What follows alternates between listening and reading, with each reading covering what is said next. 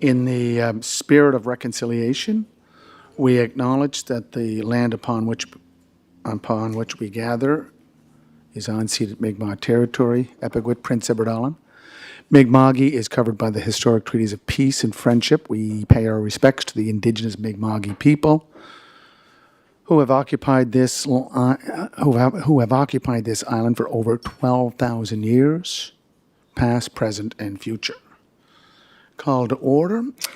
I just want to bring your attention to tomorrow, April 15th, is World Art Day, and the day is celebrated annually to promote the development, diffusion, and enjoyment of art, fostering creative activity and cultural diversity worldwide.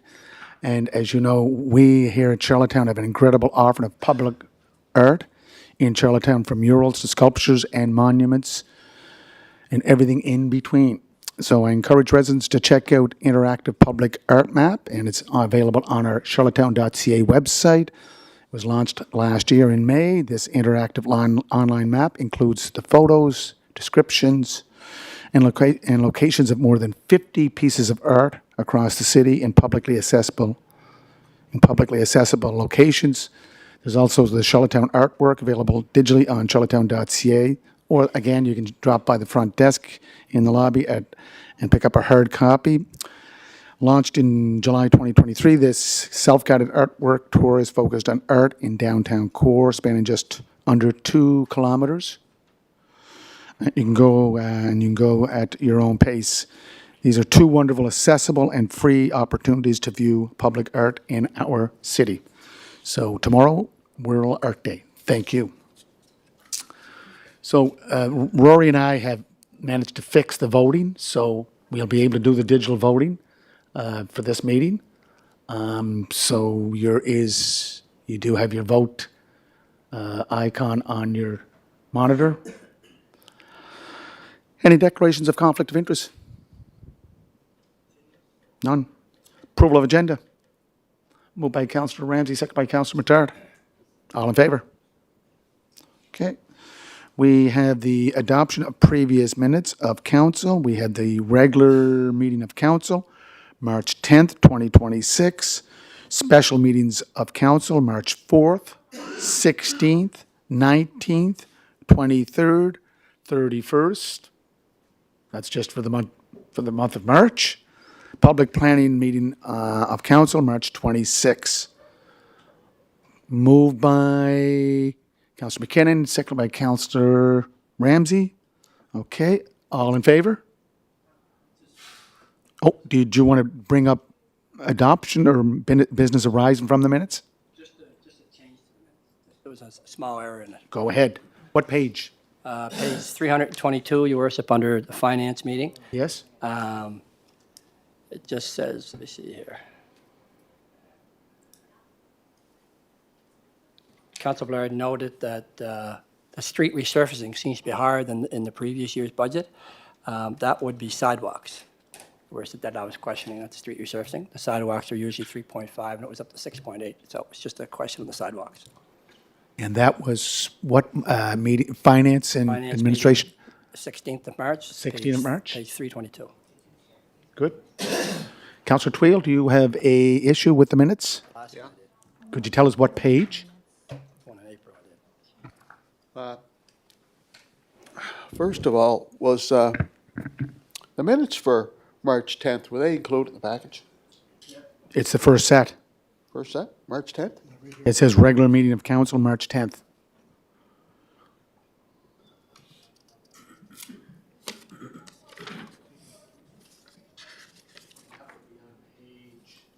I got March 4th. So just tell me where it is. No, he's on the paper copy. Same thing. Okay. I want to go to March 23rd. March 23rd, page 3 of 3. Okay, just 1 second. March 23rd. Page 3 of 3. Could anyone tell me what page that is digitally? 13? Okay, we're Okay. there, sir. All right. So it says, second last paragraph. Following the review and discussion, the mayor asked council if they are in favor of the new initiatives recommendations as presented. Majority, 7-3, of council were supportive of the recommendations as noted. Councilors Duran, McCabe, and Tweel expressed they were not in support, citing the exclusion of 6 firefighter positions. That's not what I discussed in my rejection of the initiatives. I made it quite clear I was in favor of the 4th firefighter being added to the fire engine when the fire engine leaves the station. I've been of that persuasion since I heard the presentation back in July at the convention that was hosted by the firefighters. I haven't deviated from that in any which way, shape, or form. I made that quite clear. I thought, over the past several months, I made compelling testimony to that fact. So I'd like that corrected. My opposition, my rejection was the mere fact that after several months, the 4th firefighter did not make the operational, more specifically, the new initiative budget.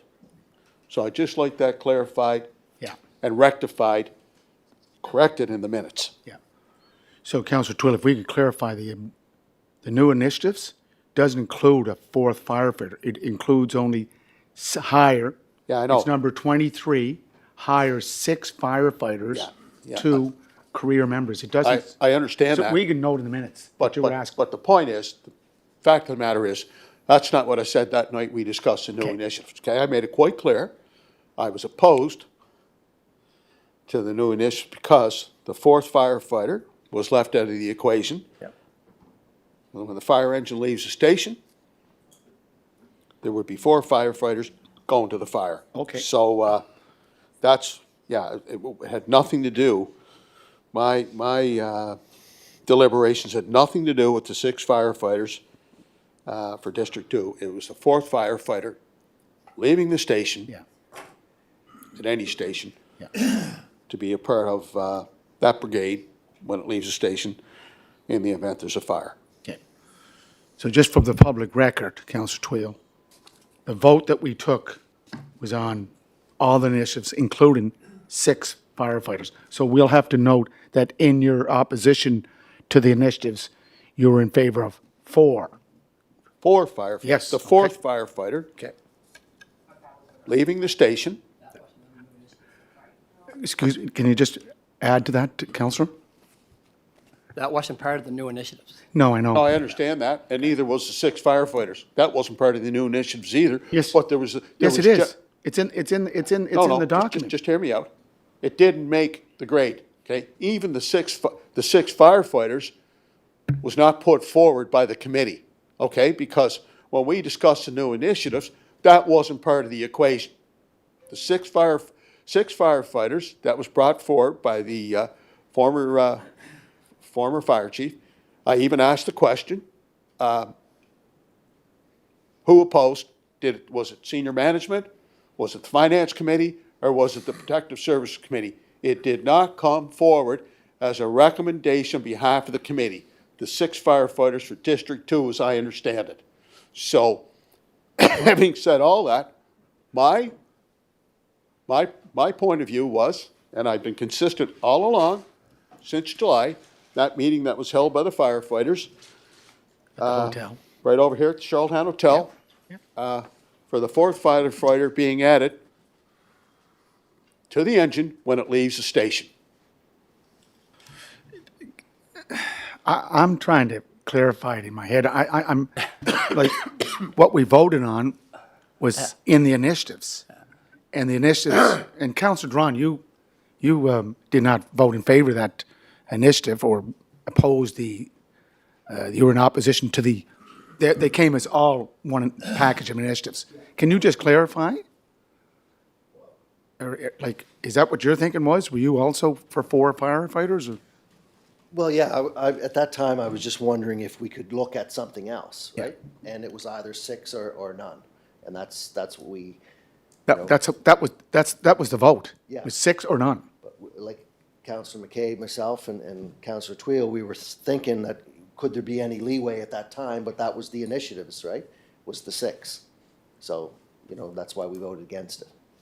Is that correct in your mind there, Councillor McCabe? I'm just, Well, I Could you- think so. I mean, Yeah. people heard all the initiatives. We were voting that night if we wanted to approve what was being presented or not. Some voted for it, some voted against it. I guess it was an all or none kind of thing, and for me, that's why I didn't support it. Yeah. Because at that point, I was wanting to look at opening up the 6 firefighters. It wasn't going to be discussed, so I didn't support the Okay. new initiatives. so Councillor Twill, we can add this discussion to the minutes, correct? Yeah, if you go back and look at the tape.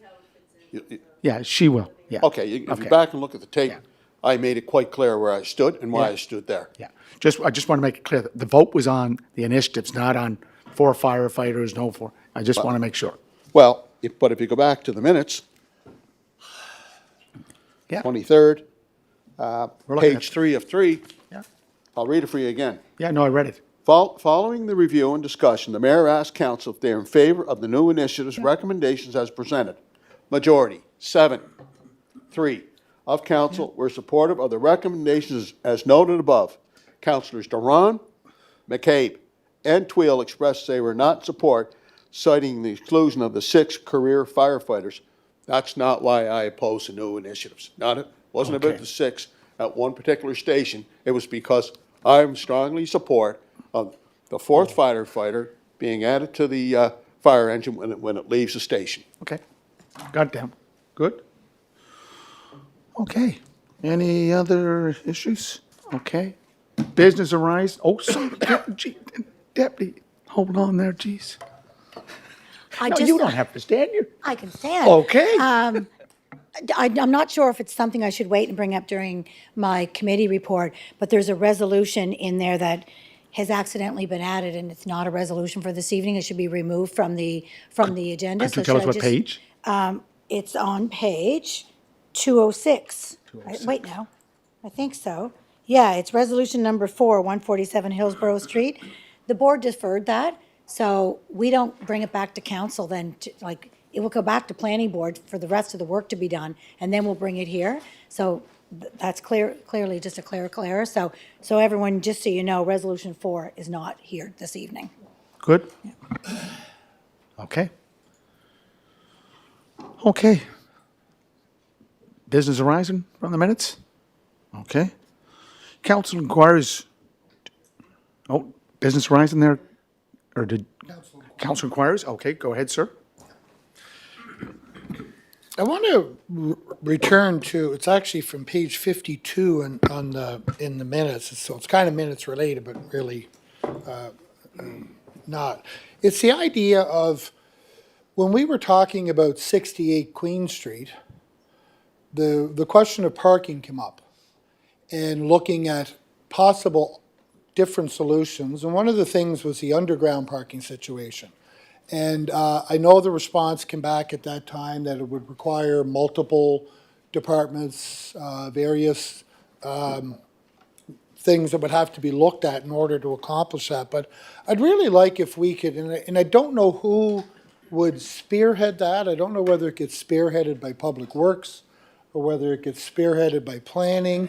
I'm not sure where it is, but I'd like us to look at that and see if there are some opportunities. I think one of the things that intrigued me was the idea of moving parking under some of our right-of-ways and utilizing our space underground to help satisfy some of the demands that we've been trying to meet from our business community, certainly downtown, who have always been challenged with the parking issues of downtown and trying to accommodate residents and trying to accommodate visitors, trying to accommodate shoppers and all that sort of thing. So I don't know who would be spearheading it, but I'd like us to take a really good look at that. And I don't know where to direct it to. So if there might be some, if there could be some assistance in that here tonight, I don't know where it is. I think it just has to land in one department and have them kind of have that department drive it. But I think there are some opportunities that we may be missing. And I think that's an area that I would like to see us further explore. And so I would put that as a formal request. And if someone could answer it here or shed some light on that tonight, that would be great. If not, it doesn't have, I don't really need an answer tonight. I'd just like to kind of get it moving forward if we could. And at least have an exploration to see what the possible options are. And I think it could be a win-win situation. Thanks. So I was just looking at our deputy. So deputy, do you just want to go there for a minute? Sorry. Sure. So I would think that should be covered in our parking strategy, which I think, Mike, are you working on that parking strategy? You're part of the team on that.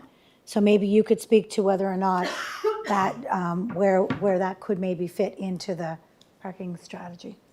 And then it'll take direction from where you're going to go with it forthgoing. Thank you, Mr. Mayor and Madam Deputy. Sorry, if I could just get clarification on a question from Councillor Beck.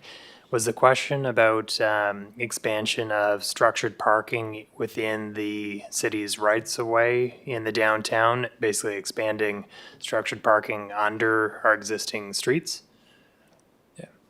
Yeah, that's certainly something that we can maybe take a closer look at. It would certainly be a multidisciplinary approach on that. We would need our Public Works team to be involved, as they've been involved with some of the parking in the past, and our management team with CADC, who manage our parking structures.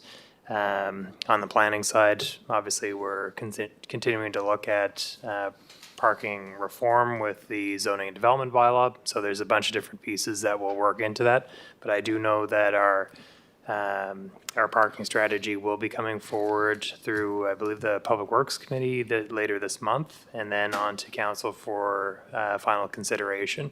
And that was one of our key initiatives as part of the Housing Accelerator Fund. Okay, thanks for that, Mike.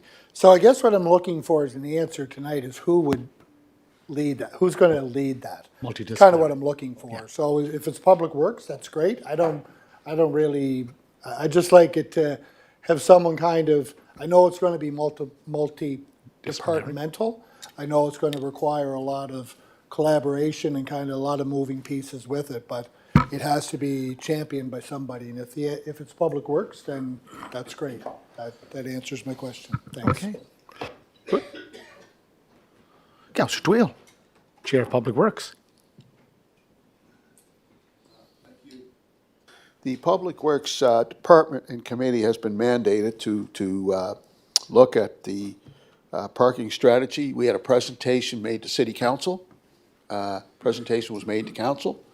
It was brought forward by our Public Works Department with the next stage in the process be brought back to the Public Works Committee, further discuss the recommendations in the report, to go through it with a fine-tooth comb, to look at the recommendations to see what's feasible, what's not feasible, and then bring the recommendation to council. Now, Councillor Beck, you talked about 68 Queen Street, correct? Yep. Okay, so I wonder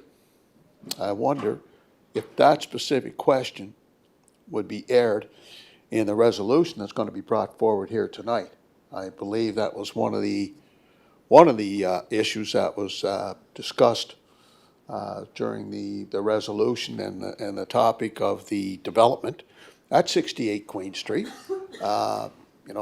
Parking, whether it be for residential, whether it be for commercial, I believe it's going to be crystal clear, and maybe our chair of planning or director of planning can verify that or clarify as to that particular issue. I believe that's going to be forthcoming and be discussed in the resolution that's going to be presented here to council tonight. 68 Queen Street. We have a resolution coming forward on behalf of the Planning and Heritage Board, and I think that's one of the issues that was discussed. Please correct me if I'm wrong. At our planning staff, planning board, and then from planning board to what we're going Council. to Okay. discuss here Okay. rather shortly. And the advantage that we have here is that Councillor Beck sits on the planning board. Councillor Beck? Yeah. Yeah, it's not really 68 Queen specific. No, It it's- came up during those discussions, kind of where the, and that was kind of the benefit of public consultations, because we get some ideas from the public that, which is where it came from. And, so it's really not specific to this motion coming here tonight.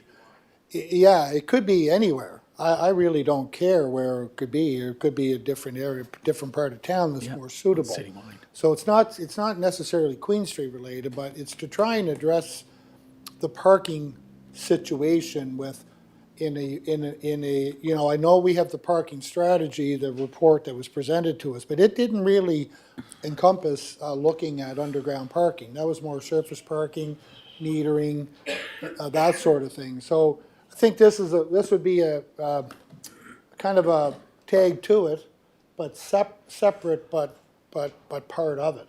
Yeah. And because the timing is actually not bad, because we are looking at our parking strategy. And it's just another element that we could add to it, not necessarily focused on that particular address, but more just in the downtown area in general. Thanks. Okay. Okay, look at the big picture. Deputy, good. Want to move on? Okay, Deputy, go ahead. Thanks, Councillor Beck. And just to reiterate, the timing is perfect with the first set of public information sessions, starting with our zoning and development bylaw. Those will align perfectly with that as well. So encouraging, you know, everybody to get out there and have their voices heard when it comes to any changes that anyone wants to see in that zoning and development bylaw, because now's the opportunity. And Deputy, you're the biggest promoter of those public meetings, so this is just another item to add to it, and I appreciate it. No, it's great. Okay, well, you're the next one up. Planning Board, Planning and Heritage, Deputy Mayor Alana Yankoff. Do you want to give your monthly report?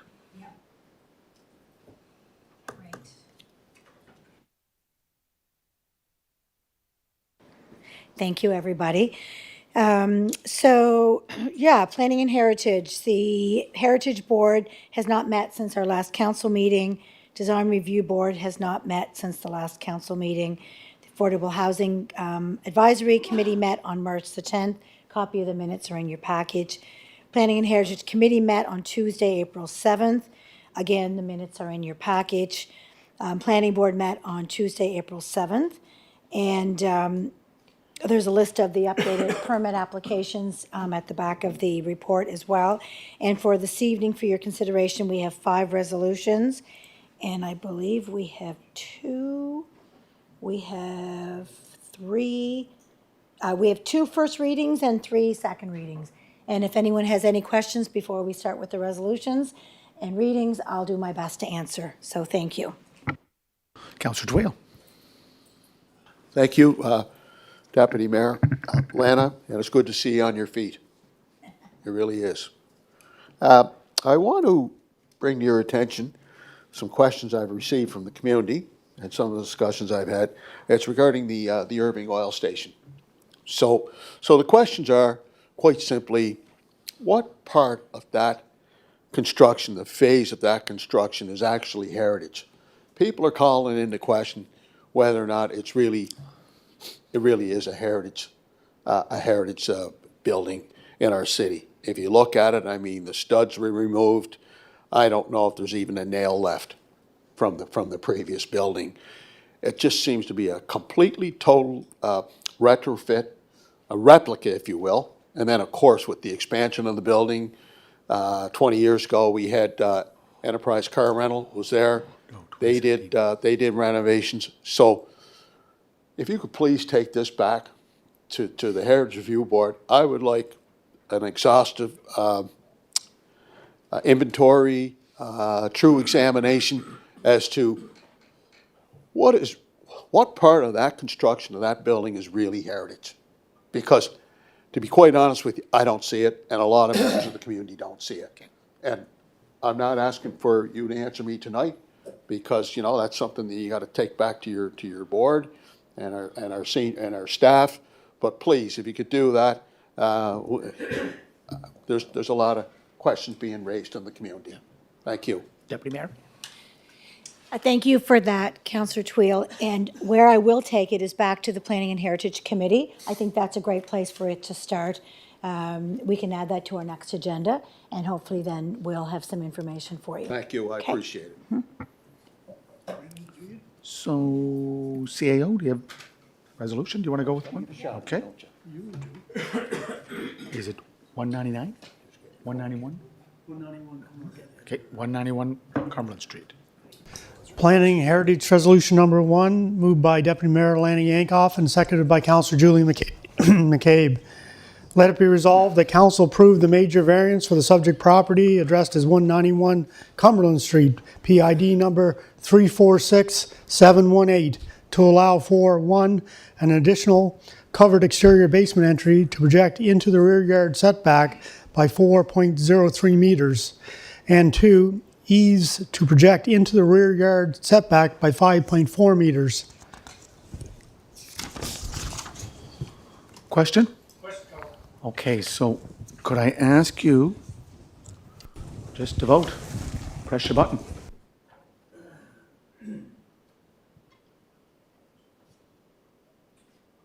And Rory's in the back of the room, ready to jump in. Good? Someone didn't vote. Councillor McAleer.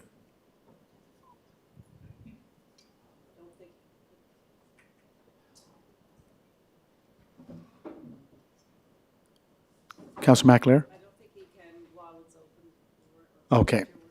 Yea or nay? Yes. Okay. 9-10-0. Okay. Just 1 second, sir. Okay, thank you. Planning Heritage Resolution Number 2, moved by Deputy Mayor Lanny Yankoff and seconded by Councillor Julie McCabe. Let it be resolved that the major variance for the subject property addressed as 28 Lewis Point Road, PID number 586800, to allow for proposed accessory building, a garden suite, to exceed the maximum height by 2.34 meters, be approved. Questions called. Just give me 1 sec. Okay, please vote.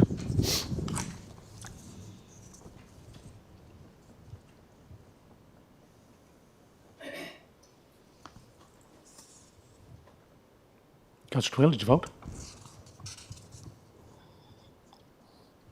Good. 9-1. And we have Councillor Bernardi opposed. Okay, just 1 second, sir.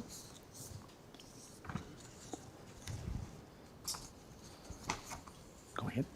Your Worship, the next resolution is fairly lengthy, so bear with me here. Oh, yes, give you all the time you want. Planning Want a glass of Heritage water? Resolution Number 3, moved by Deputy Mayor Lanny Yankoff and seconded by Councillor Julie McCabe, that the request to amend Appendix A, the future land use map of the City of Charlottetown from the downtown mixed-use neighborhood, DMUN zone, to the downtown Main Street DMS zone, and a request to amend Appendix G, zoning map of the Charlottetown zoning development bylaw from downtown mixed-use neighborhood to downtown Main Street for the properties located on King Street and Dorchester Street, being PID numbers 336974, 336909, 336917, 336966, and 1172915 be approved. And further to approve the following: a lot consolidation of PID numbers 336982, 336974, 336909, 336917, 336966, and 1172915, subject to a final PIN survey plan. Payment of cash in lieu of parking for 6 parking spaces, and approval for the following variances.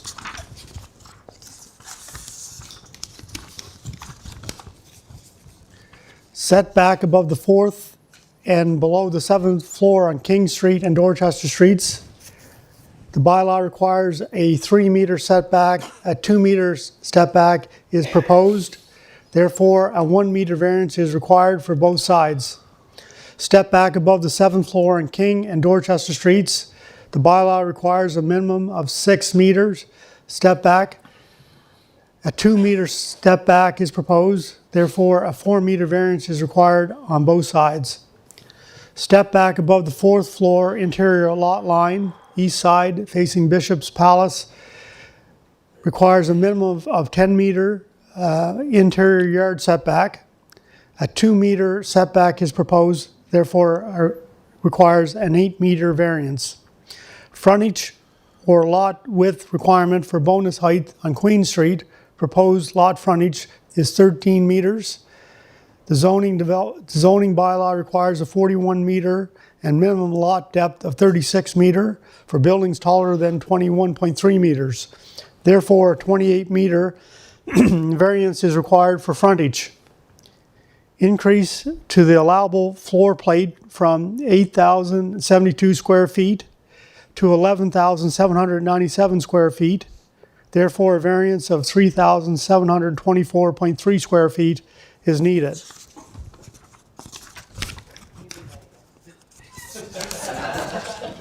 Yeah, can you just go back to setback above the 4th floor? I missed the numbers there. I'll give the document to refer, Your Worship. Any questions? Councillor Twill? Okay, go ahead, sir. Thank you. This is a major development for downtown Charlottetown. If you look at the Homburg Group and the development there, that's currently under construction at Kent and Great George Street. That is a remarkable investment in our community.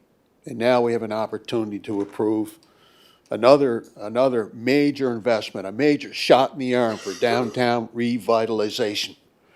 And it's not too often developers that have the credibility, the vision, the commitment, and the devotion to the downtown like the Bevan family. We've heard a lot of good support at our public planning meeting. Very well respected members of the business community and residents are in full support. Our staff, the planning staff, the professionals have made a recommendation to the planning board. Planning board entertained the proposal and is now bringing forward a recommendation to City Council. So in terms of a redevelopment, and that's what this is a redevelopment in our downtown. And the Evans family are to be applauded and commended for this significant investment in our downtown. People are looking for opportunities to do business in the downtown, to live downtown, and the Bevans family has stepped up to the plate in no uncertain terms. So I'm very enthusiastic and a strong supporter of this development. Thank you. Questions called? Okay, just thank you.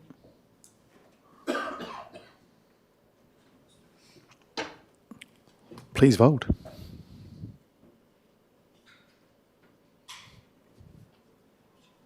Did you vote, John?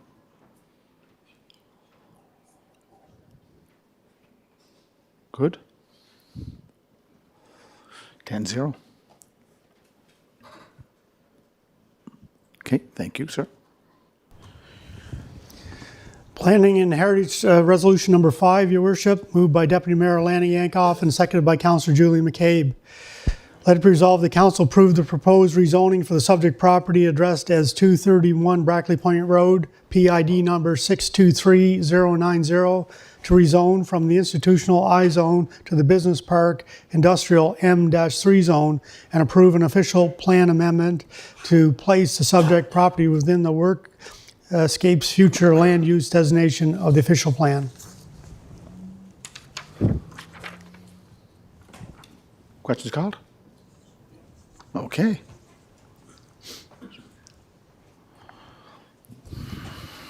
Okay. Go. No. That's, yep. Please vote. Did you? Hit the wrong one. Let me just start it over. Well, that's all right. We'll correct it.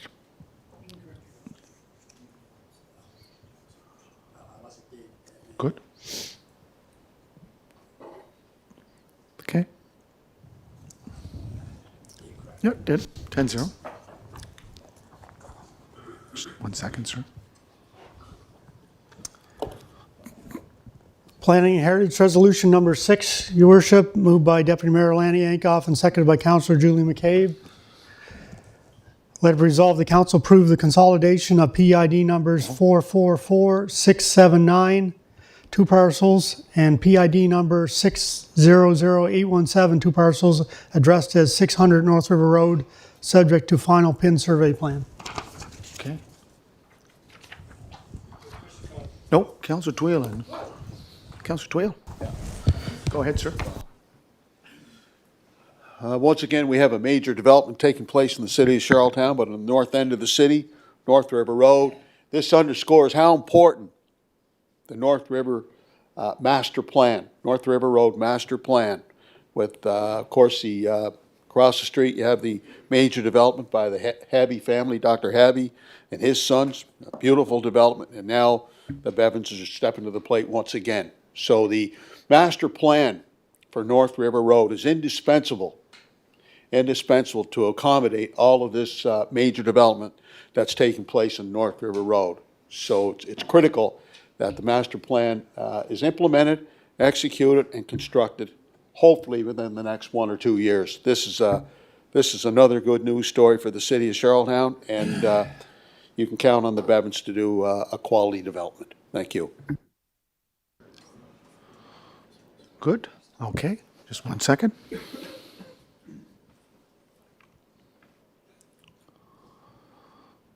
Please vote.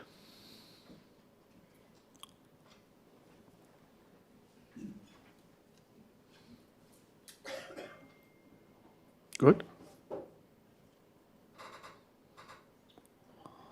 Okay, 10-0.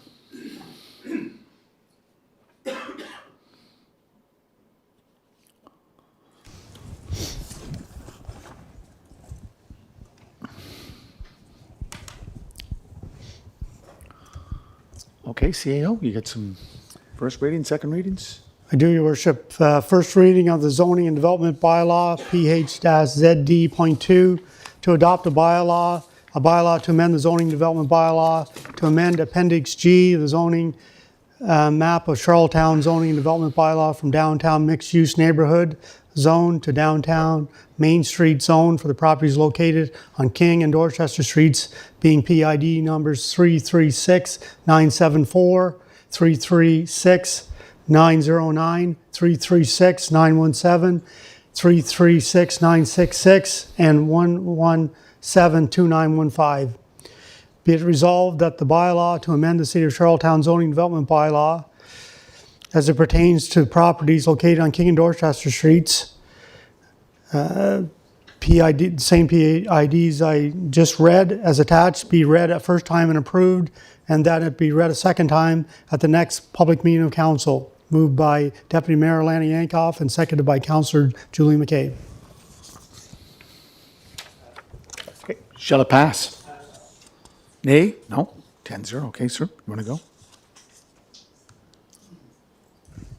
I'll read the next one. And that next one is?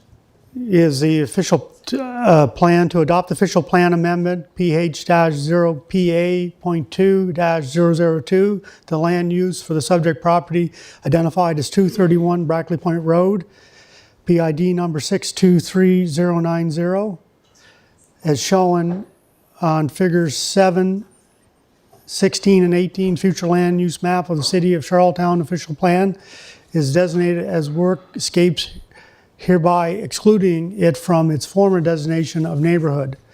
Be it resolved that the official plan amendment as it pertains to the subject property identified as 231 Brackley Point Road as attached be adopted. Moved by Deputy Mayor Lanny Yankoff and seconded by Councillor Julie McCabe. Shall it pass? First reading of the zoning and development bylaw, to adopt bylaw PH-ZD PH-ZD.2-110, a bylaw to amend the zoning development bylaw to amend Appendix G zoning map of the Charlottetown zoning and development bylaw from the institutional I zone to the business park industrial M3 zone from the subject property, for the subject property identified as 231 Brackley Point Road, PID number 623090. Let it be resolved that the bylaw to amend the City of Charlottetown zoning and development bylaw as it pertains to subject property identified as 231 Brackley Point Road as attached be read a first time and approved, and that it be read a second time at the next public meeting of council. Moved by Deputy Mayor Lanny Yankoff and seconded by Councillor Julie McCabe. Okay. Shall I carry? Ask. Good. Okay. 10-0.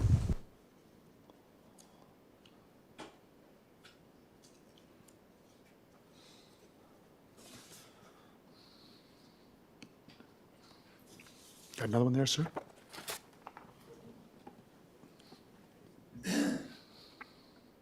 Your Worship, second reading of the zoning and development bylaw, PH-ZD.2, whereas the bylaw to amend the City of Charlottetown zoning and development bylaw, PH-ZD.2-104, to amend Appendix G of the zoning map of the zoning and development bylaw from the single detached residential R-1S zone to the medium density residential townhouse R-3T zone for the property at 66 McGill Avenue, PID number 355057, as attached, was read and approved a first time on March 10th, 2026. Let it be resolved that the said bylaw be read a second time and approved, moved by Deputy Mayor Lanny Yankoff and seconded by Councillor Julie McCabe. Shall I carry? Opposed? Councillor Peck? Councillor Twill, yay or nay, or what are you, halfway? Yay? Okay. Nay? Okay. 8-2. Go ahead. Be resolved that the said bylaw be adopted, moved by Deputy Mayor Lanny Yankoff and seconded by Councillor Julie McCabe. Okay. Shall I carry? Okay. Contrary, Beck and Twill. Okay, good.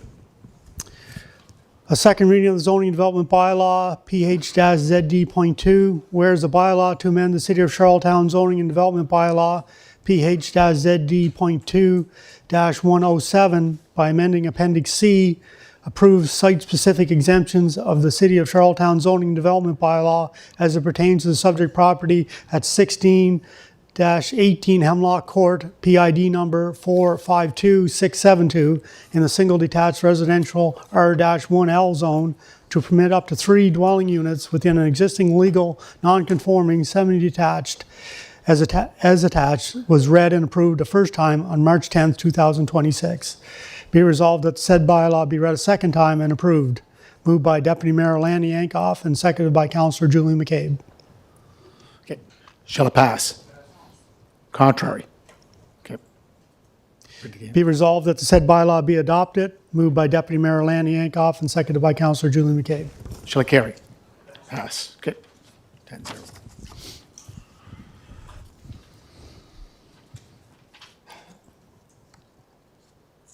Go ahead. A second reading of the zoning development bylaw, PH-ZD.2, whereas the bylaw to amend the City of Charlottetown zoning and development bylaw, PH-ZD.2-108, to amend Appendix G, the zoning map of the zoning and development bylaw from the low detached residential R-2S zone to the medium density residential R-3 zone for the subject property identified as Lot 8, Violet Circle, PID number 1187913, as attached, was read and approved the first time on March 10th, 2026. Be resolved that the said bylaw be read a second time and approved. Moved by Deputy Mayor Lanny Yankoff and seconded by Councillor Julie McCabe. Shall it pass? Okay, go ahead. Be resolved that the said bylaw be adopted. Moved by Deputy Mayor Lanny Yankoff and seconded by Councillor Julie McCabe. Shall it pass? Good. Good.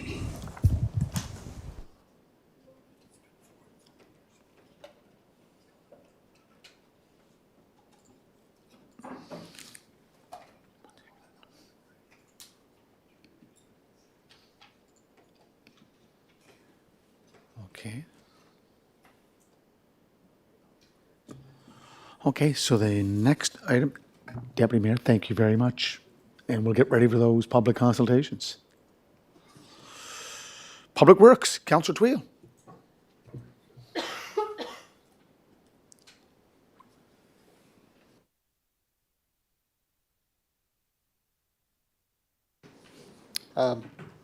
Want to take this opportunity to thank the Public Works Department, our staff, the snow removal crews, sidewalk plow operators, anyone that's been associated with our snow removal strategy and the implementation of that strategy and the actual work that was done.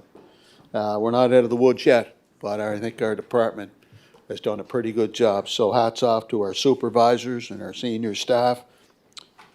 And equally important, the men that are out there, the men and women that are out there actually doing the work. I think they did a phenomenal job. We have had a lot of snow this year, and it's been very challenging. Having said that, I stated at our last council meeting, we're looking to have a roundtable discussion on the state of our streets here in the city of Charlottetown. We've received more than our quota of potholes, you know, the thawing and the freezing and vice versa. And the time is right now to have a comprehensive look at what we're currently doing, what we could be doing. Do we introduce new methodology? We need to do, I think the process has begun to do a jurisdictional scan to see what other jurisdictions are doing. So I think it's, I think the time is right to embark upon that exercise. Exhibition Drive. Last week, we held an information session at the Trade Center at the urging and request of the Councillor for Ward 2, Justin Matart. We were there in full force. Our manager was there, and Yelbear and Riley, and a lot of questions had come up regarding the plan. The plan for Exhibition Drive. The expenditure is approximately $5.3, maybe $5.15 million. Island Coastal, I believe, has been awarded the work. A lot of questions, a lot of concerns about timelines, timeframes, disruption of work, and what it does to trade and commerce for the respective business owners on Exhibition Drive. I made a commitment that we would record all of their questions, all of their concerns, all of their recommendations.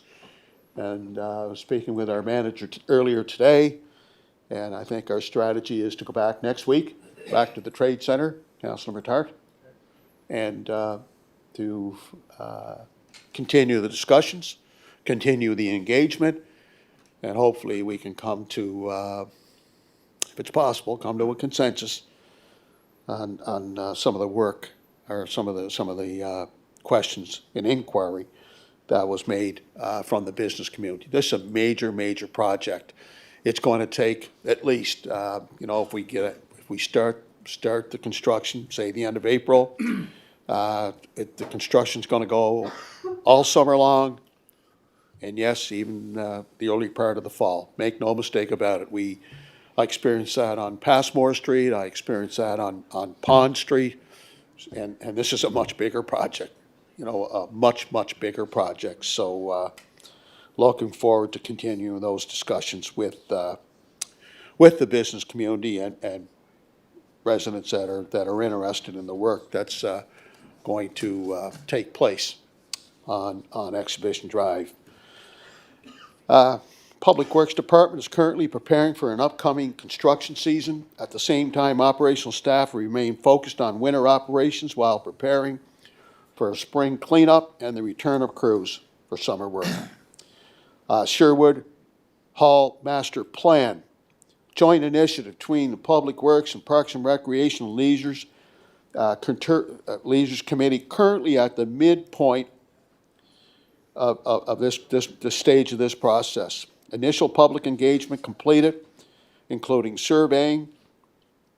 And December the 25th, I believe it was not April, but December the 4th, of the open house. We had a great turnout. There was lots of excitement, lots of engagement, and people have the opportunity to participate. That's going to take place again Thursday night, April 16th, 2026, to present design options and preliminary costs. So we hope to have a good turnout of council. What we heard, report to follow, and with the redefined options brought to council in late spring. Site is complex with multiple facilities and limited space. However, there's some opportunities to expand the footprint. I can't get into it publicly, but hope to bring a recommendation forward at a later date. Next phase includes detailed design, followed by tendering and future construction. Now, more specifically, when we passed the resolution back in December the 9th, 2025, moved by myself, second by Councillor John McAleer, the space program review, the city requested a minimum of 4 designs. Each option is highlighted with one of the unique following conditions. Option 1, removal of the Sherwood Rec Hall and development of new community center using the previous recreational hall property and 54 Maple Avenue, and all other infrastructure remains in place. Option 2, removal of the Sherwood Rec Hall, Cody Banks Arena, and development of 54 Maple Avenue for the new combined arena, community center, and Sherwood Lawn Bowling Club remains in place. Option 3, removal or upgrades to the Sherwood Rec Hall, Cody Banks Arena, Sherwood Lawn Bowling Club, and the development of 54 Maple Avenue to provide the same services with consideration given to other recreational amenities relevant to the area, pickleball, splash pad, turf fields. It's open-ended. And then, of course, option 4, removal or upgrades of the Sherwood Recreational Hall, Cody Banks Arena, Sherwood Lawn Bowling Club, and the development of 54 Maple Avenue to provide community center and a lawn bowling facilities with consideration given to other recreational amenities relevant to the area. Again, pickleball court, splash pad, turf fields, and other opportunities for recreational facilities and venues. So that's what we started with. I believe we're going to be looking at 3 options on Thursday evening with more engagement, more enthusiasm. I certainly appreciate the amount of people that have participated in the process. It's a good process, and as I stated earlier, we're midway through that process, and hope to see all members of council in full attendance. I'll do my best to answer any questions. Thank you, Councillor Twill. Thank you very much. Councillor Beck. Yeah, thank you for your report, Councillor Twill. I'm just looking for clarification on page 290. It's about transfer of funds to support street patching and in-house asphalt work completed during the fall and winter. Do we do patching in the winter? And when we're doing this, 'cause I thought our asphalt plants shut down. But I guess the other question I have too is, what are we, or how do we decide on the patching when things like this arise, and we're looking to move money, or like why are we doing it? I guess is kind of what I'm wondering, and I guess I'm looking for just an understanding about the patching part with the winter. So if you could clarify those for me. Councillor Twill, Chair. Councillor Twill. Good question. Very good question. As you know, I think we've broken the records for potholes in the city of Charlottetown. Our streets, everything from heaving frost, potholes. We have a machine that our work crews use. It's a hot, what do you call it, Yell Bear? Hot asphalt machine. Our crews have been out there diligently, consistently filling up the potholes, trying to repair them.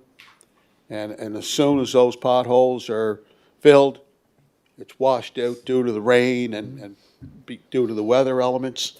So those are operational issues. Our senior staff make that determination, and they've been doing their very best.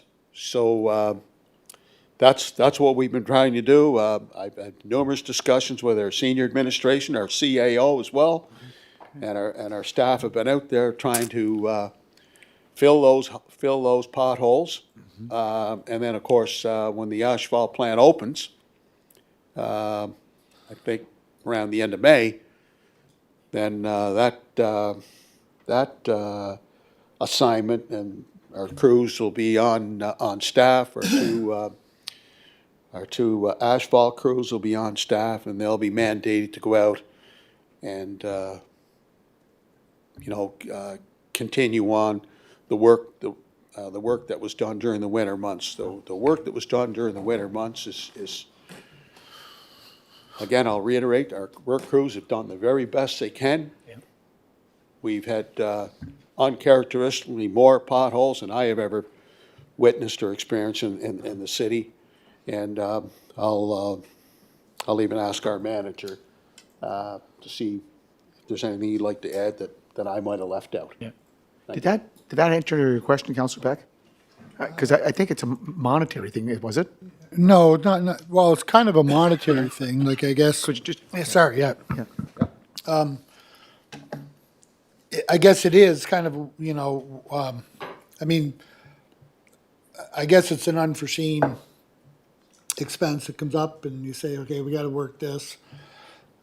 So that's kind of part of it, but I guess the other part I'm wondering, so the hot asphalt, do we have access to that in the winter? We can go out and do that in the winter time? That was sort of my other question, which I don't think I'm still not clear on. And, or is the hot ash, my understanding was that we had a period of time where we couldn't do anything because of lack of asphalt. So I guess I'm just trying to understand what's our gap that we have that we don't have access to asphalt? Thanks. Albert, I think the chair wanted you to come into the fold. Yeah, great. Thank you, through the chair, to Councillor Beck. So yeah, it's kind of a mixture of items leading into that resolution that will be going as a budget transfer back to the Finance Committee.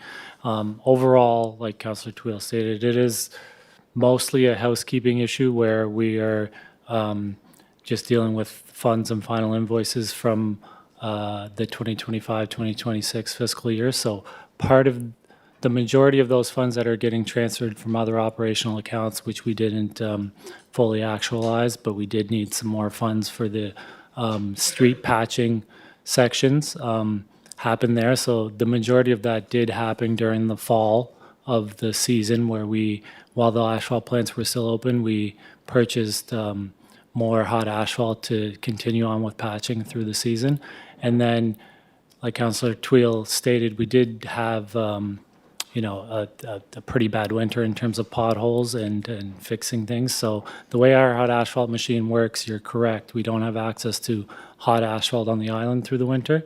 But what we do is we stockpile kind of hot asphalt and cut it up into cubes that goes in the machine that heats it up. And then we fill our potholes throughout the city through the winter. We did go through all of the hot asphalt that we had in stock this winter because it was a bad winter.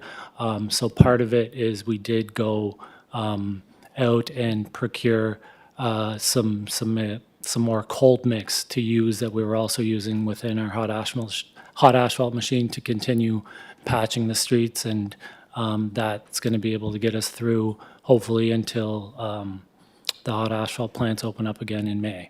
Yeah. It's the millions that you're reusing. Yeah. Cold mix, yeah. So the cold mix is cold and just kind of fills the potholes, and the hot asphalt does tend to last a little bit longer, and we've been trying lots of different things to try and solve the issue, so. Good, sir. Okay. Any other questions? Okay, thank you, Councillor Twill. No resolutions. Environment sustainability? Councillor McKinnon? Thank you, Your Worship. Environment and Sustainability Committee met on April the 8th. The draft meeting minutes are not in the package, but they will be available in the next package on May 12th. There's one resolution for your consideration, and read off some notes. So, a good news story here is the capital area municipalities have received the first delivery of our battery electric mini transit buses. T3 staff are currently being trained on the safe operations and maintenance, and soon we'll see these on the road. So, 2025-26 fiscal year, 58 flood protection rebates were provided to Charlottetown residents, with the average rebate being around $950. Climate Action Microgrants has launched. The program offers grants up to $2,500 to individuals and community organizations to implement projects that work towards the goals and actions of the Climate Action Plan. More information on the application form can be found on the city's website. Charlottetown recorded over 119,000 transit rides in March of 2026, a decrease of 8% from last March.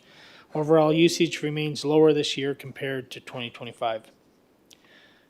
The bike bus will be rolling out along Charlottetown roads once again this spring. Schools participating this year are Sherwood Elementary, West Royalty Elementary, LM Montgomery, West Kent and Elementary. We want to encourage motorists to take precautions as they travel through these school neighborhoods. $15,000 in funding was secured through Green Communities Canada. Funds will support hundreds of trees to the River Ridge Park to create vibrant areas and natural beauty. And $25,000 in funding is secured through Trees for Life to support ongoing restoration efforts in Victoria Park, Frank Macaulay Park, and Upton Park. That's my report, Your Worship. If there's any questions on the transit or anything, Anna is here to help. Our manager couldn't be here. Any questions? Councillor Ramsey? I don't know if I should wait for the resolution or not, but you mentioned the transit, that it's dropping in ridership in the last year or so. Do we, with all the new routes that we put out there, and everybody wants it going down their street, is it still going to be feasible, I guess? Or is that under that resolution? Councillor McKinnon? Thank you for your report, Councillor. Councillor McKinnon? I will defer this to Anna. I know we've talked about the different reasons why the ridership's declining. It's the immigration coming in. There's fewer people using the bus, but more specifically to your question, I will defer this to Anna. Thank you, councillors. The transit nationally has seen a decrease in ridership over the last year, and that's most pronounced in cities and towns that have had the highest international students in the past, and so it's strongly related to decreases in international student enrolment at both UPEI and Holland College. And the ridership decreases that we've seen in Charlottetown have been more modest than the Canadian average. We did a modest expansion last year only in East Royalty, and we have a more ambitious expansion planned this year, which will include significant improvements on Saturdays and Sundays, and so we expect that that will be a significant boost to ridership. But when we observe the decrease in student passes sold, we have seen an increase in adult passes sold, which is an indication that more lifelong Charlottetown residents are taking the bus than ever before, but those temporary residents who are here during their international student period, we've lost a lot of those riders due to the international or the federal immigration policy changes. Good. Okay, you want to read the resolution there? Environment and Sustainability Resolution Number 1, moved by Councillor Trevor McKinnon and seconded by Councillor Norman Beck. Let it resolve that Council extends the Trias Transit Bridge service rate of $78 per hour for 2025 service expansions until May 1st, 2026, and that the Mayor and the CAO are hereby authorized to execute standard contract and agreements to implement this resolution. Any questions? Questions called?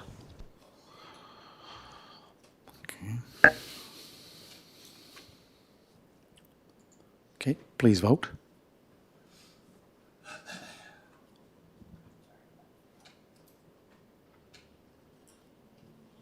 All down? Good. 10-0. Okay, Councillor McKinnon, thank you very much. Finance, Audit, Tendering and Administration, Councillor John McAleer.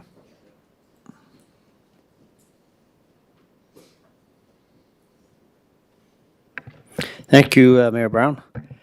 I'll do my best to present this report. In my absence, Councillor Bernard chaired the meeting for Finance. I was in Halifax along with my wife to witness and celebrate the birth of our second grandchild. We got baby girl, Lena McAleer. That's not on part of the finance report, but it was a good reason for missing the meeting. Could Anyway, be a new ratepayer. back to business. So, as the package indicates, the Finance Committee met on March 16th. The minutes and information's in your package. There's no resolutions. I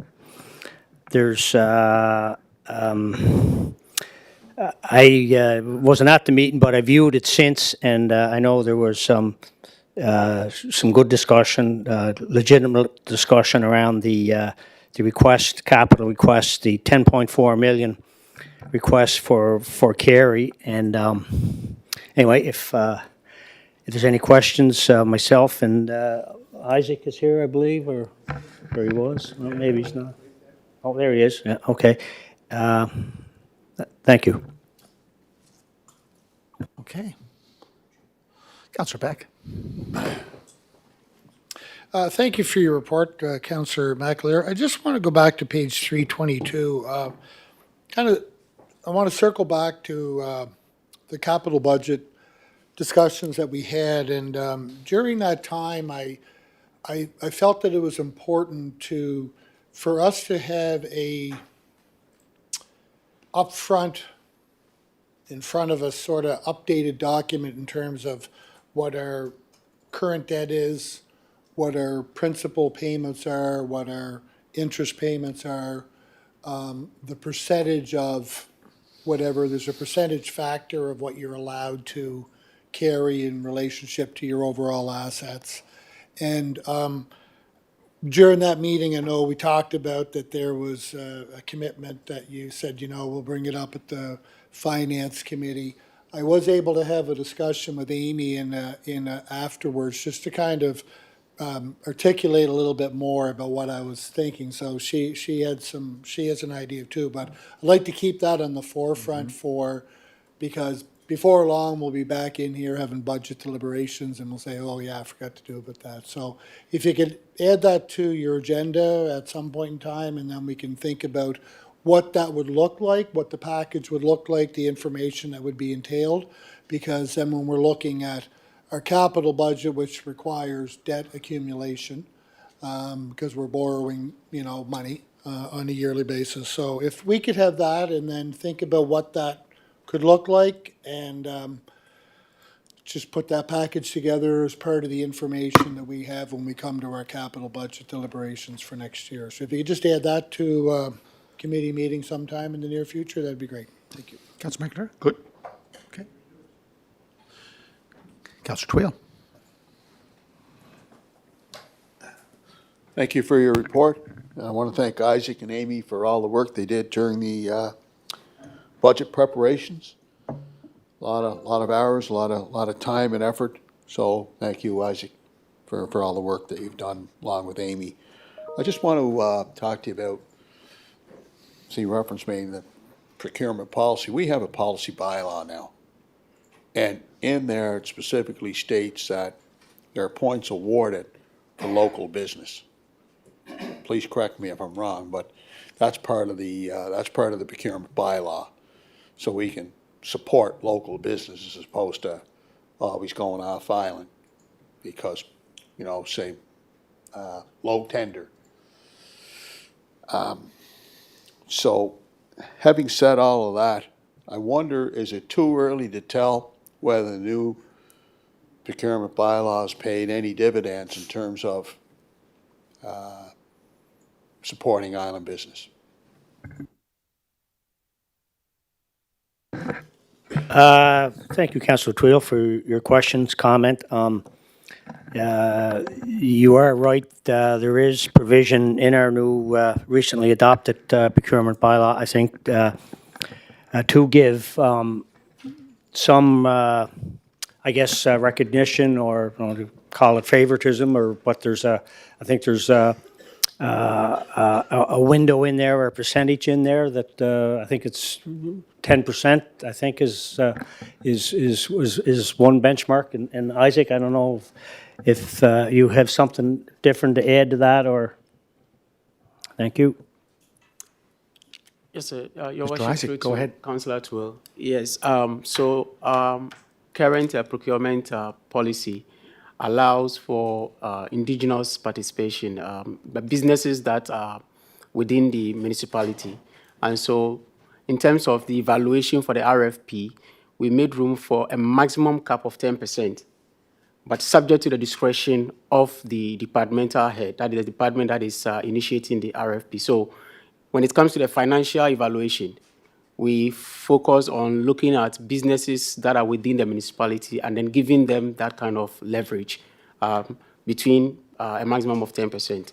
For goods and services, we capped it to that of the province, which is about 34,700.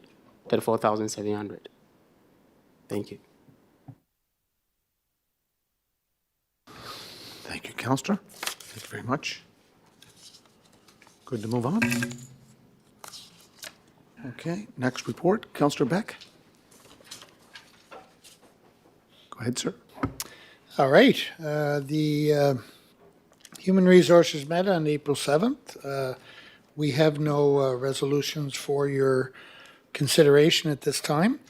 I just do want to hearken back to something that is on page 354. And it came up again in our committee discussion. It's kind of last time I was at our last council meeting, you may remember that we talked about there are certain positions within the city corporation that require council approval through resolution. The CAO, chief of police, heritage officer, and the planning officers? Is that their title? Planning? Planners. Planners, yeah. So, and they're because of other acts that supersede our hiring policy. So the chief does all the hiring for the city, and we rely on the chief to do, the chief, the administrative officer. Yeah, still the chief in my book, yeah. But he is the chief administrative officer.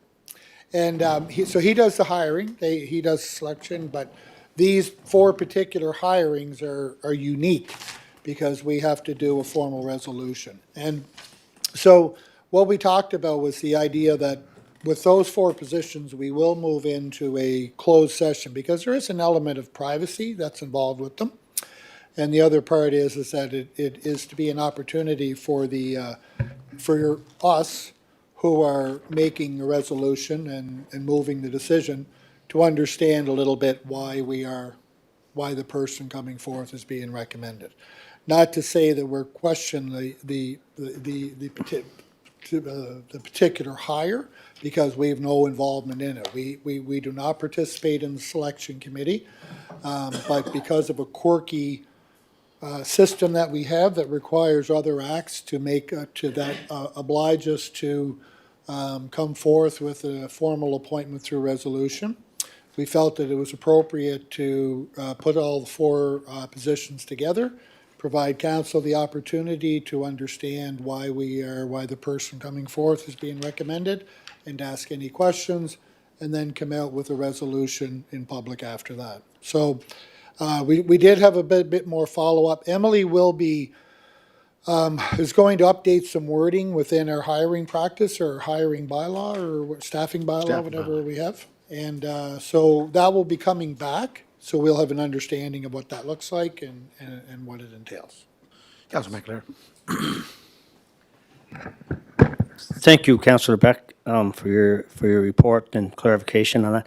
Could I just, I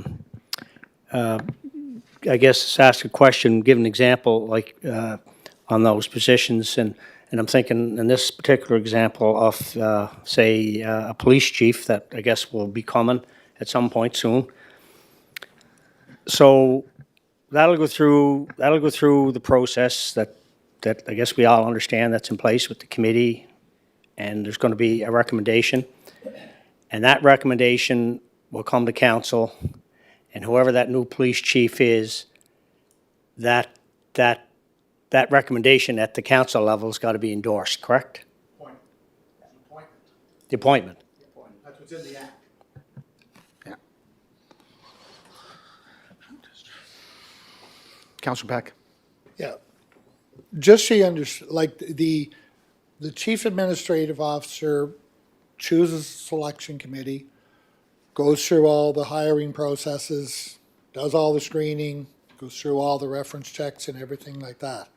So what we're trying to do, the purpose of the meeting is really to understand, okay, you're coming forth with a recommendation, why are you coming forth with that recommendation? It's just really an understanding in terms of who the person is, for us to have a little bit of a background gathering as to why we are doing that. And since there is a privacy, we're dealing with people, we're dealing with individuals in those situations, we feel it's appropriate to do it in the manner that we're talking about. Hope that answers your question. Okay. Councilor Ramsey. Are we stepping outside our zone here by doing this, or outside our realm by saying, we're almost sort of questioning the name that they're bringing forward to us, and saying, well, we don't really know this person, or who is this person? I don't know, am I sort of missing anything on this? I don't know, I'm just asking a question. Councilor Beck. No, it's not questioning, it's understanding. And it's really, because we have no involvement, we don't know who the chief has hired, we don't know what the process is, we don't know. So it's really about understanding, learning about the candidate. It's not coming in and saying, why did you do that? It's really just trying to gather a little bit more background in terms of the process, who the person is, so we have a bit of an understanding as to why that person is coming forth for recommendation from council, because it does have to come through. We all are attaching our name to the recommendation. So I think in fairness, we should have a bit of an understanding as to who it is and why are we doing that. But, we have to rely on the professionalism of the selection committee, the judgment of the selection committee. They are the ones who have been involved at the various processes, and they come forth with the recommendation, and our job is to recognize and validate that work and support the work that's being done by them. It's not to question who it is, it's more understanding. Councilor McCabe.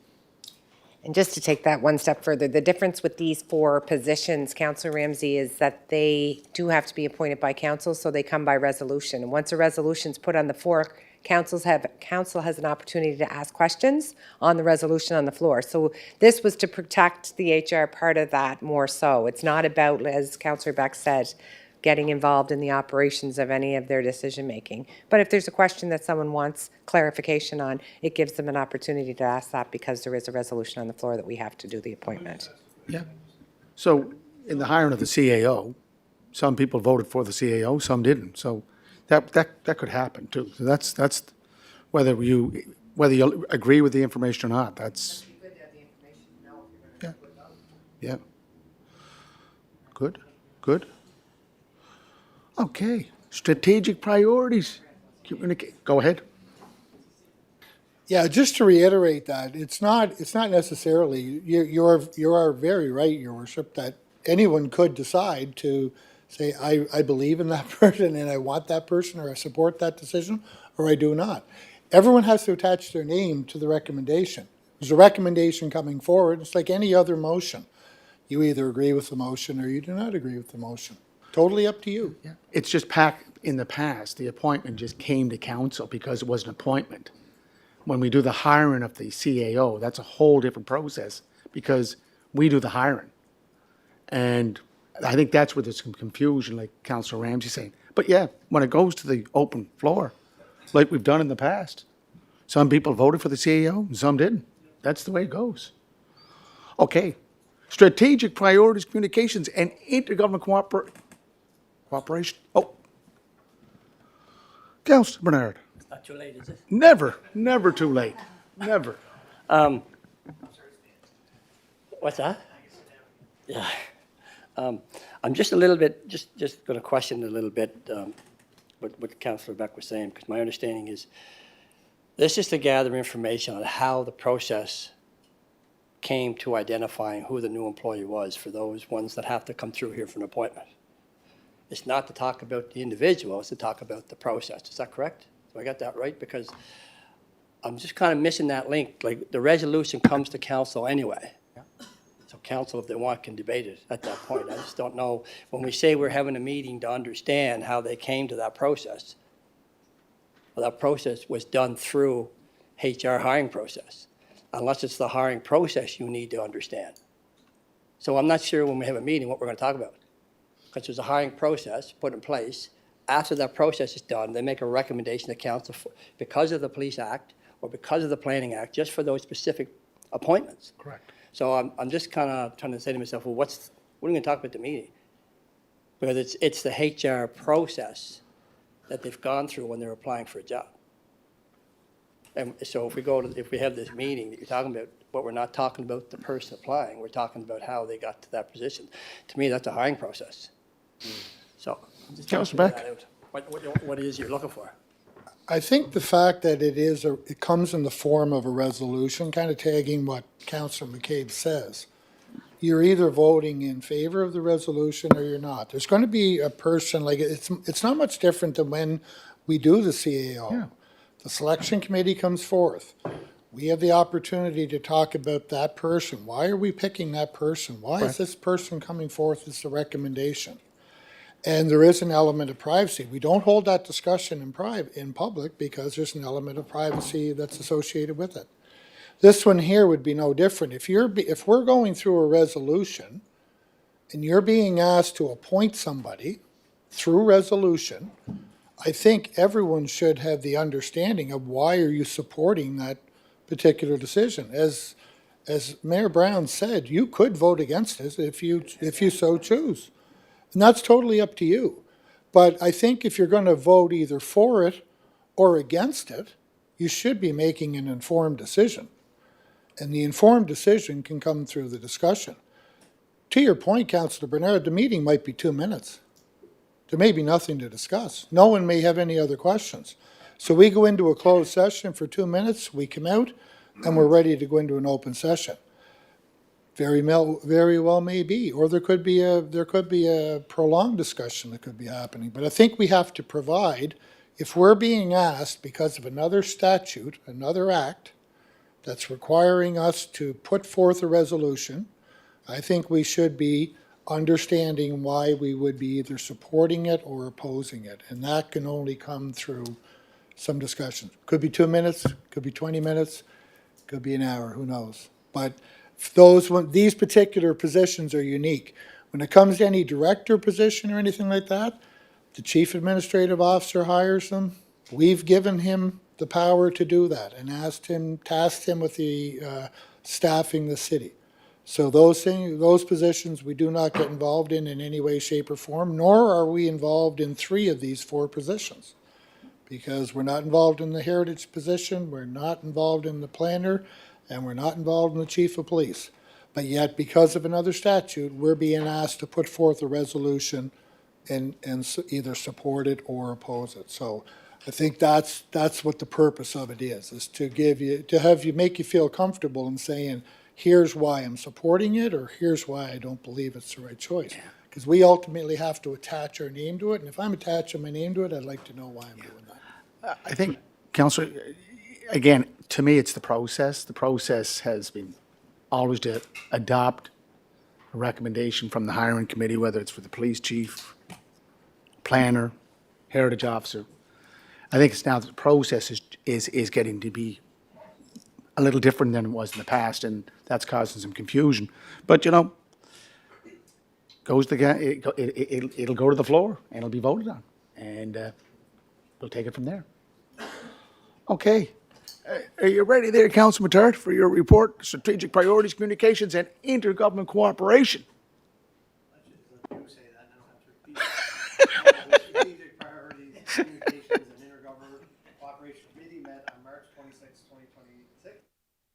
Minutes are included in your package. We have no resolutions.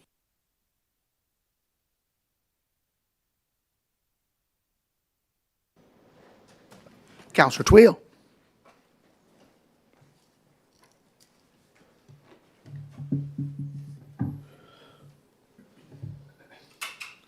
Want to make reference to the report regarding Boulder Park. A lot of good discussion regarding Boulder Park in terms of clarity, what role and responsibility the city of Charlottetown has with regards to the ownership, who determines the usage, city, province, Speaker's office. You know, it's unfortunate we didn't have these discussions. We had this clarification. So, as Councillor Beck would say, we can make an informed decision, even have an informed discussion. So, I appreciate the fact that it's there. I'm going to study it further, but, excuse me, when I look at the resolution that was passed March 25th, 2025, City of Charlottetown enters into a purchase and sale agreement with the Fathers Confederation Building Trust to purchase the property known as Boulder Park with the following terms and conditions. 1, purchase price of $4.8 million. 2, $1 million payment at the date of the execution of the purchase and sale, anticipated by payment of March 31st, 2025. Item 3, annual payment of $380,000 per year for the next 10 years, commencing in fiscal year 2025. I don't know if the discussion that took place at the committee level, if there's more discussion to take place, more clarification as to who has the final decision as to what activities. We had activities there this past winter on the site, Boulder Park. Don't know what role our senior staff played in that decision. There was certainly no vote of council. It wasn't brought to council. Where we'd have a discussion in any which way, shape, or form. So I see what you've done in your report, and I commend. I think it's a good starting point, Councilor Mattar. Okay, thank you. I don't know if the exercise is completed or not. I'm going to go through it again with a fine-tooth comb. I might have questions down the road, but sure. I think when you have a decision of this magnitude, $4.8 million, we all support the Confederation Center of the Arts. I felt like I was personally blindsided by the decision or by the lack of information. And now we're seeing more information come forward at the committee level, which I think is advantageous, not only for the committee and council, but to the taxpayer as well. Okay, thank you. Councilor Matart? Thank you, Your Worship. I'd like to just respond. Thank you, Councilor Twill. You know, I guess, you know, we've been discussing this file for quite some time, and I know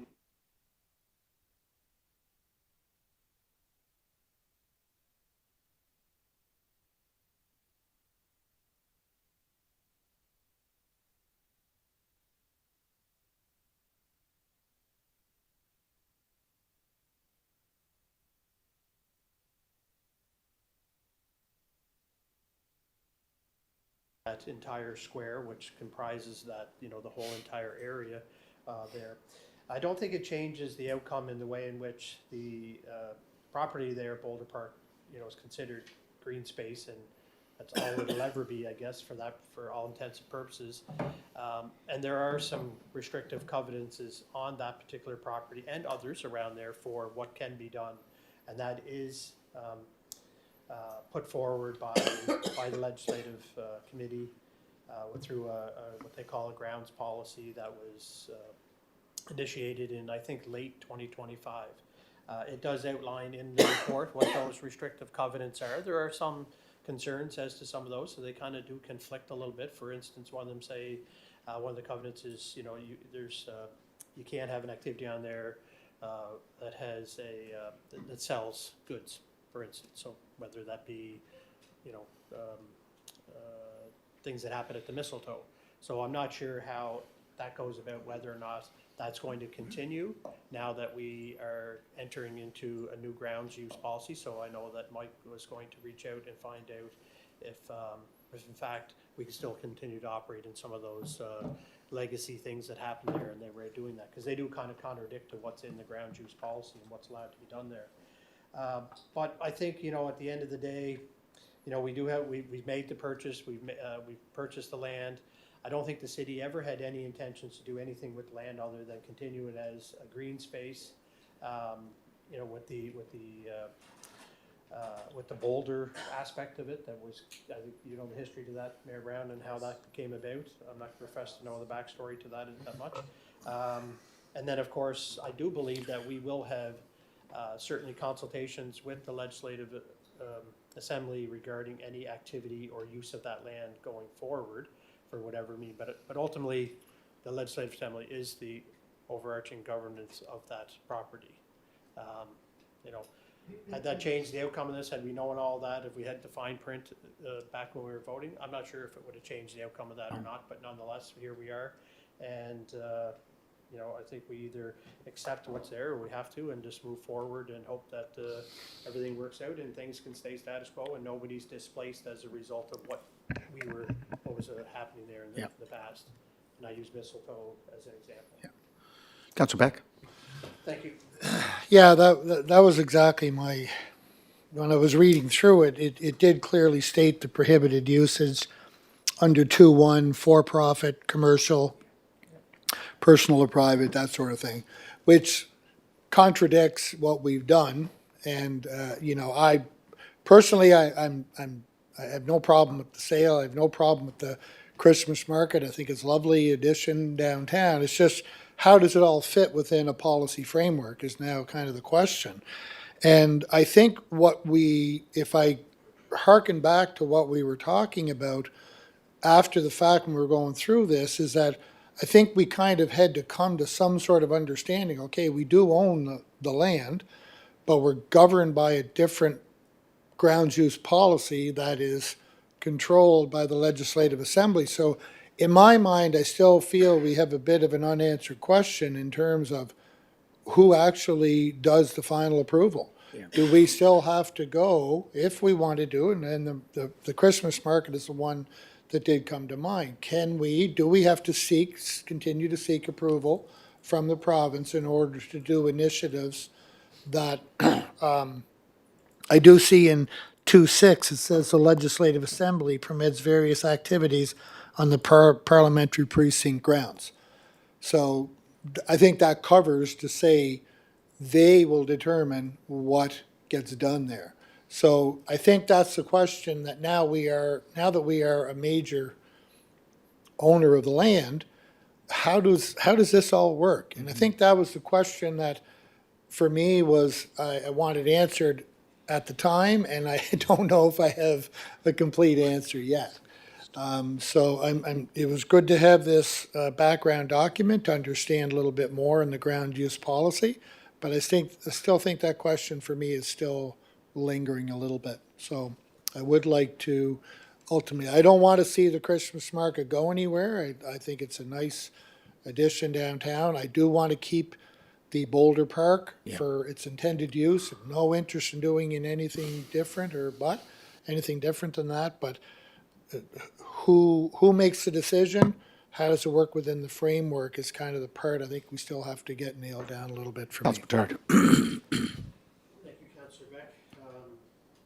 And that was, during our last committee meeting, that same topic was discussed. So I think if we would say there's any outstanding item that Mike was going to work directly with Joe Jeffrey and Charity is on the 10 can't be there. There's some contradictions. So we are trying to ensure that continued use as to what was always happening. Exceptions that are being made and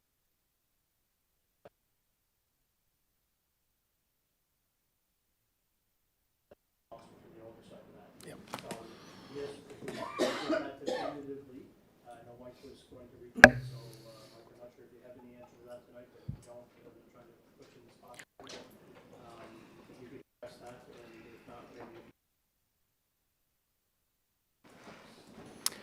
Go ahead, Thank Mike. you, Mr. Mayor, and through the chair to Councillor Beck on that question. The clerk and I have had a couple discussions on this. It's ongoing. Where we kind of left things at our last conversation was that they were anticipating a new speaker, which is now in place. So we'll be sure to have a further conversation now that that's in place and the dust is kind of settled. Okay. Councilor Bedard, then Councilor Twill. Thank you, Isaac. I think, whenever we pass this, and I think it's still the same today, whatever it was used for before, we can continue to still use it. And I mean, the Christmas thing that happened this past winter, we had owned the land. I mean, still, we were able to put the Christmas shops there. When I read this, I mean, I think it's basically between the Legislative Assembly and now the city of Charlottetown. So if something new was to pop up, we would both have to agree that we're going to allow it there. But I don't think anything that we've had there before or has been allowed to be there before, there'd be no reason that couldn't be allowed to be there again. But I just think for anything, so moving ahead, it's basically status quo. If something new comes up that the city of Charlottetown would like to see go there, we would have to get approval from the Legislative Assembly. If it hasn't happened there before, would be my understanding. Okay. Councilor Twill. I'm not sure if I understood it that way when the resolution was first passed. I thought we were the sole owners of the property.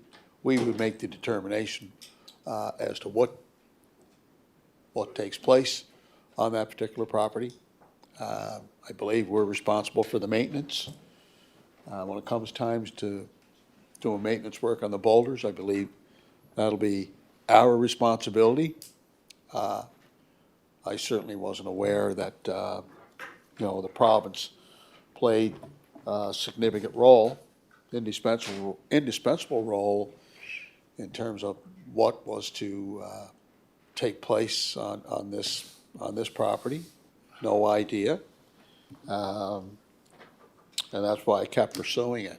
So I think, Councilman Bedard, I mean, as I said, I think there's still more work to be done. I think this is a great starting point, and I thank you for that. Yeah. The second item I wanted to bring up on the report, during the budget process, and I bring this up under intergovernmental affairs, during the budget process, I brought up the possibility of freezing the property assessments. We were told all through the budget process, it's status quo budget. I did indicate at one time, I think it was the province that came in with initiative to freeze the property assessments, and I think I believe the city participated as well.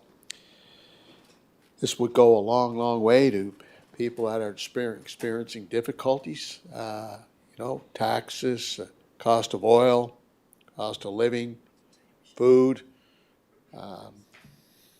putting gas in your car, car payments, a whole variety of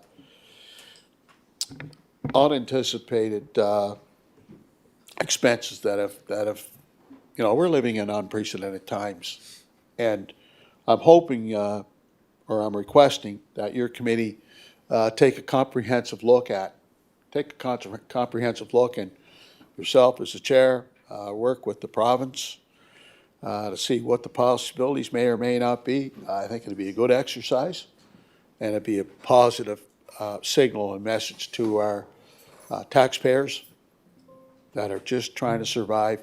We have a lot of people in this city, in this province, that are living paycheck to paycheck.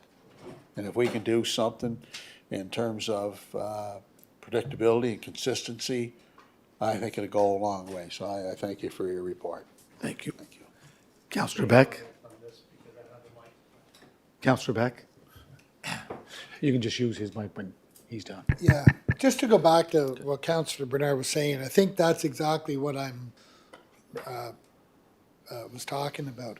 I don't think we have the clarity around that sort of stuff, who is responsible. To your point about, well, if the province wanted to do something, would the city give it approval? Like, that's not even in there. I mean, so I don't know whether it's, It actually is in there. Number 3. Page 365. where was that again? A municipal owned property, any use of the site must also be approved by the city of Charlottetown. Page 365, number 3. Okay, sorry, I stand corrected. Yeah. Okay, all right, thank you. There are details to work out, and I know Michael is working on it. Correct, Michael? And that's just my general point. Yeah. I think we have to get those sort of things clarified and just make sure everything's kind of tied up a little bit more. But, Councillor Beck, the good news is in today's Guardian, there's a public notice for a proposed Bell Mobility radio communications facility, telecommunication tower to be erected on Pond Street. And they are now encouraging feedback from the community. This is to increase high-speed wireless voice and data services. Pond Street, 7 Pond Street. It's in the paper, in the Guardian this morning. Actually, in the Guardian this morning, it was in French, but if you go online, it's in English. Yeah. So I just want to add that was, yeah. I don't know if that came with discussions through our chair and the president of the Canadian Wireless. Yeah. Yes, you were. So that came about, that's good news. Good. Okay, protective and emergency services. Councillor McCabe. Worship? Oh. Same report? No, it's actually, it's from the previous, on the task force, on page 403. Could we include the last names of I know who Cindy is, I know who Jessica is, but it says it's a public document. Can we put the names of the people on the task force? It just says on the members of the task force, Cindy, Jessica.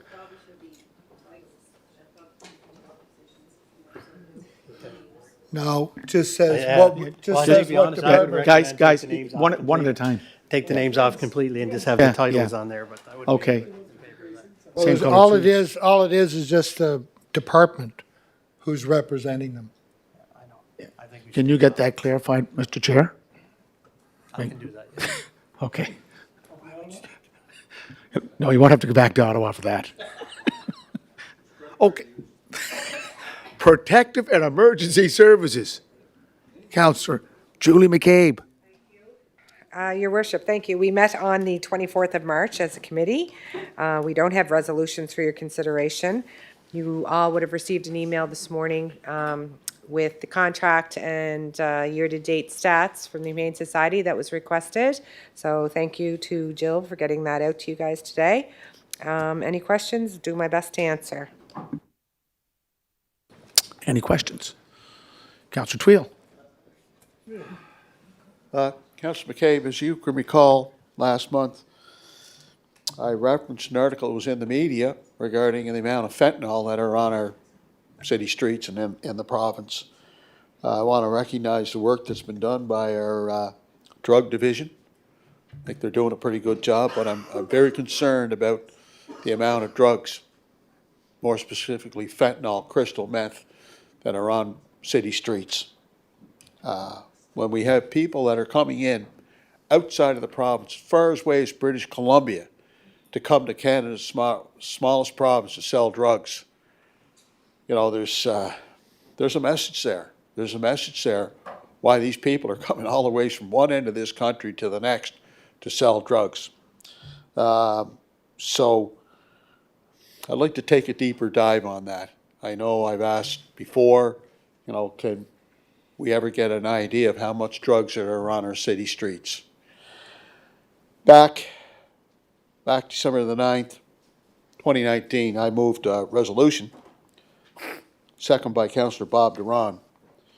Whereas the city's continuing concerns of individuals conducting illegal activities such as selling drugs from their residence, and whereas there's a need to hold these individuals and the property owners accountable so to ensure the health and safety of all residents of the city of Charlottetown are protected, and in particular our youth. Whereas the Prince Edward Island is one of the two provinces yet to enact the civil forfeiture statutes, be it resolved, the city of Charlottetown support the creation of a provincial civil forfeiture law as a means for government to seize criminals' properties and avoid organized crime. And further, the city right at that time was Premier Dennis King to ask his government to create such legislation. Now, it was a follow-up to the resolution that was passed by City Council. The City of Summerside passed a resolution that was similar, and then this resolution was forwarded to the PEI Federation of Municipalities, and the entire delegation from one end of the province to the next supported this resolution. I'm going to ask as to, you could take this back to your committee, this request that was made by City Council, supported by PEI delegation of the Federation of Municipalities as to where the province is with respect to that. We still have situations where drugs are being sold out of certain properties. Still a lot of work to do. I appreciate the work that's been done thus far, but we still have a lot of drugs on our city streets.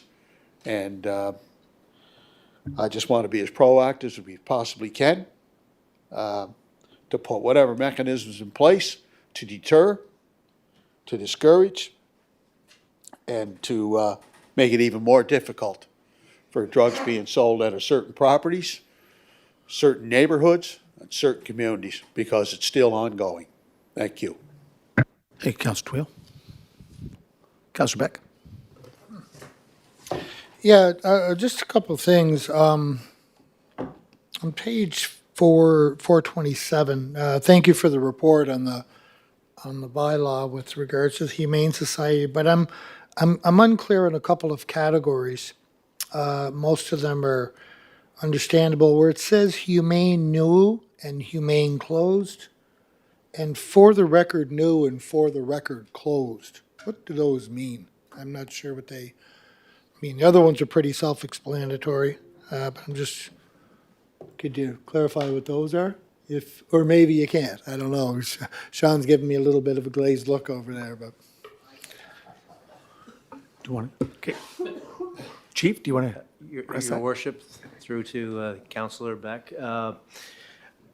My best guess on that is that would be an open investigation by one of their Humane Society staff and a closed investigation. But that's my best guess. I'm not sure what that means. Is that for the record or for the humane part? There's two different categories. I just don't know what they mean. Yep, I don't either. You don't either? No. Okay, thank you. We also have some, just going back to some vacant properties, is that going to be updated on our next, that was kind of missing from this particular, I know that we have some absences in those departments, and so I appreciate that. But will that be added into our next, because I think we have some properties that are kind of on the docket there. So if we could have that for the next council meeting. I don't think anyone is, I think right now Deputy Chief Mitchell was doing that. I'm not sure if anyone's taken over those duties right now, so I don't know if it'll be at the next one. Okay. But we will certainly, they are usually good to bring that every month when there's Okay. someone there, but I can't tell you that it'll be next month. Thanks. Okay. Thank you, Councillor McCabe. Parks, Recreation, and Leisure Activities. Thank you, Chief. Okay, and here comes Frank. Okay, Chair of the committee is here. Thank you, Your Worship. Yes, sir. Parks, Recreation, and Leisure Activities met March 9th. The draft minutes are in your package. The Parks, Recreation, and Leisure Committee, we met jointly with Public Works this past Friday. I thought the meeting went over very well for two groups, and a lot of things were discussed. And I want to reiterate that, but the meeting Thursday night at the Sherwood Rec Center that Councillor Twill already alluded to, but it starts at 6 o'clock, and the more input we have, the more we can do with the staff and see what road we're going to go down on that purpose.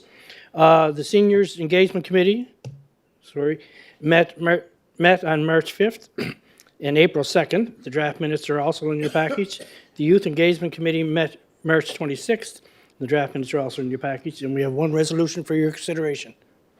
Thank you very much. Any questions, we'll try and answer. That's going to be a big night there, Councillor Ramsey, because Thursday night the Caps are in the final game against Truro. Yeah, number 7. Oh, Councillor Beck. Small province. Frank will know what I mean when I say when I go out walking, I get ideas in my head.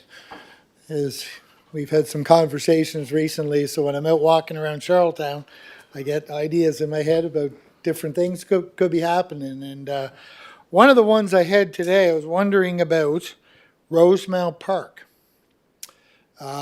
It's area in between Rosemount Drive and Trafalgar, maybe? Borders on both. Currently have a little swing set there. And I know we're looking at, and I don't know where we are with that. It looks like a nice area that could be developed into potentially, I know we were looking at possibly salvaging the boards at Cary and looking at, could we repurpose those and reuse them somewhere else? And is Rosemount Park an area that might potentially be used as a multi-court facility? I don't know. I've never heard it talked about at any point in time, and I don't know whether that could be answered now, Frank, or whether it could be something that could be brought back for further consideration or exploration in terms of what might potentially be done there. And or if there's anything you could shed light on that right now, or Councillor Ramsey, feel free to shed that on as well too. I'll certainly shed the light on that, Councillor Beck. Thank you. A few years ago, we had an outdoor rink there because some of the residents were sort of requesting it, and it went over very well. But then with the weather we had this past year or two, it was hard time trying to keep the outdoor rink there. But the park is beautiful. It's being well used, and if we can put more gear in there, Frank, because there's a lot of young families around that area. But we did have a rink there, an outdoor rink there. This would be a permanent structure. Well, that's a possibility too. Like if we can grab the boards from the Cary, as you say, and do an outdoor rink or the field, not the field hockey, well, whatever they do in West Road and all that. Pick a ball in the whole 9 yards. Yeah. We can do all that if we can get the boards, and if there's enough space there. So maybe Frank knows that area a little better.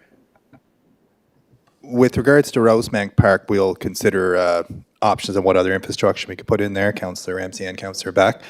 With regards to the Cary boards, the Beltline boards, we have been in negotiation with the general manager. We are getting those boards, and we are looking at repurposing them at the actual Elmer McFadgen outdoor rink facility. So that's where we're looking at utilizing them there. They are in good shape. We had to assess them first, so that will hopefully, reduce the cost and maybe, because it's going to be more costly to build that facility. So those boards will able to hopefully bring down that cost a little bit. So that's where we are using that. And when we seen that opportunity, we of course wanted to discuss with the GM. They had reached out to us and said they had these boards and asked us if we'd be able to repurpose them. So we are going to be able to repurpose them. Councillor Beck?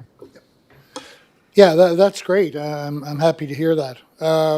I guess I just more generally, maybe in a general, I know we've had discussions about ideally having multi-purpose, usable, padded facilities in every jurisdiction or wherever we can. I mean, not every jurisdiction may be able to have them, but so I just if we could keep that on the exploration document. I'm not looking for a commitment or anything right now, but just thinking that I did, to Councillor Ramsey's point, school's getting out, actually when I was walking, and I probably counted about 16, 18 kids that were walking by me with their parents, picking them up at Spring Park School. I do know in my part, in my ward, is becoming increasingly younger down around the lower part of Nassau, Edinburgh, driving around there, and there's increasing young facilities. So I think it would be extremely well used, and if we're looking for a good central location with available space, access on both sides, access on Trafalgar, access on Rosemount, and I think it could be a nice little build on if we could keep that in mind for future development. Thank you. Do you want to read the resolution there, CAO? Is there one for Parks and Rec? Yep. Okay, just 1 second. Thank you, Your Worship. Parks and Recreation and Leisure Activities Resolution Number 1, moved by Councillor Kevin Ramsey and seconded by Councillor Terry Bernard. Let it be resolved, the council approves the closure of the interior laneway of the Victoria Park roadway to vehicular traffic earlier than May 1st to allow for the laneway to be used as an active transportation pathway beginning April 15th, 2026. And that council authorize the manager of the Parks and Recreation Department to make future decisions regarding the opening of the active transportation pathway. Nope, deputy's got to call there, and Councillor McAleer. Deputy, go ahead. Can I just put a friendly amendment forward that in the first section where it says for the laneway active transportation pathway to beginning April 15th, and not put a year on it, just that it will happen yearly? Because does it not seem like a redundant thing for us to come back here every single year and say the same thing every year? Like, what are you going to say, no? I mean, so I'm just asking for a friendly amendment. Maybe we can't. Maybe there's some rule. It's in the package. There's some background. Well, in the second paragraph, that staff can continue to do it going forward, then why do we have just We have the to date? change the Victoria Park bylaw. Frank couldn't get the amendment in this year. We talked about this last year. I know. Okay. Do you want to defer to him? Our manager? So, Your Worship, in response to Deputy Mayor, the mayor is correct. I didn't get the changes to the bylaw done because the bylaw changes, there's a lot more changes that need to be done, and some of them are more complicated. So this will indicate this year for the 15th. Then future decisions will be made by the manager if the bylaw happens not to be changed by next year, and means that potentially it could open even earlier than April 15th. We have opened as early as, I think, the first week in April, when weather permits. So we realize it's a technicality because there is a bylaw. It's one of those ones the council has to give the rubber stamp. I wish I didn't have to bring it back here to you. April 1st, I think that was COVID. It was, but the weather had changed that year, so anyway. Deputy, go ahead. Thanks for that, and I apologize. I can honestly say I did not read that in that part of the package. I can honestly That's all tell you, right. breezed right through it. So thank you, Councillor Bernard. So then that obviously then is a good opportunity for looking at the Victoria Park bylaw as holistically, the whole thing. And probably that will then push to maybe a public meeting for discussion. It has to go to a public meeting. Yeah. Okay? Yeah. Great, thank you.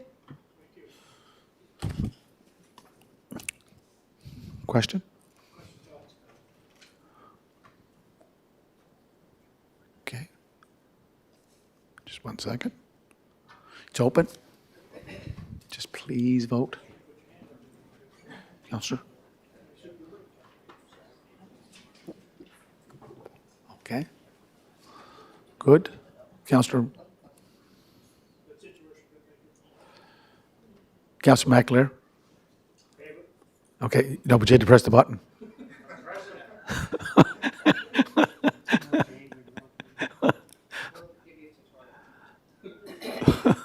There it is.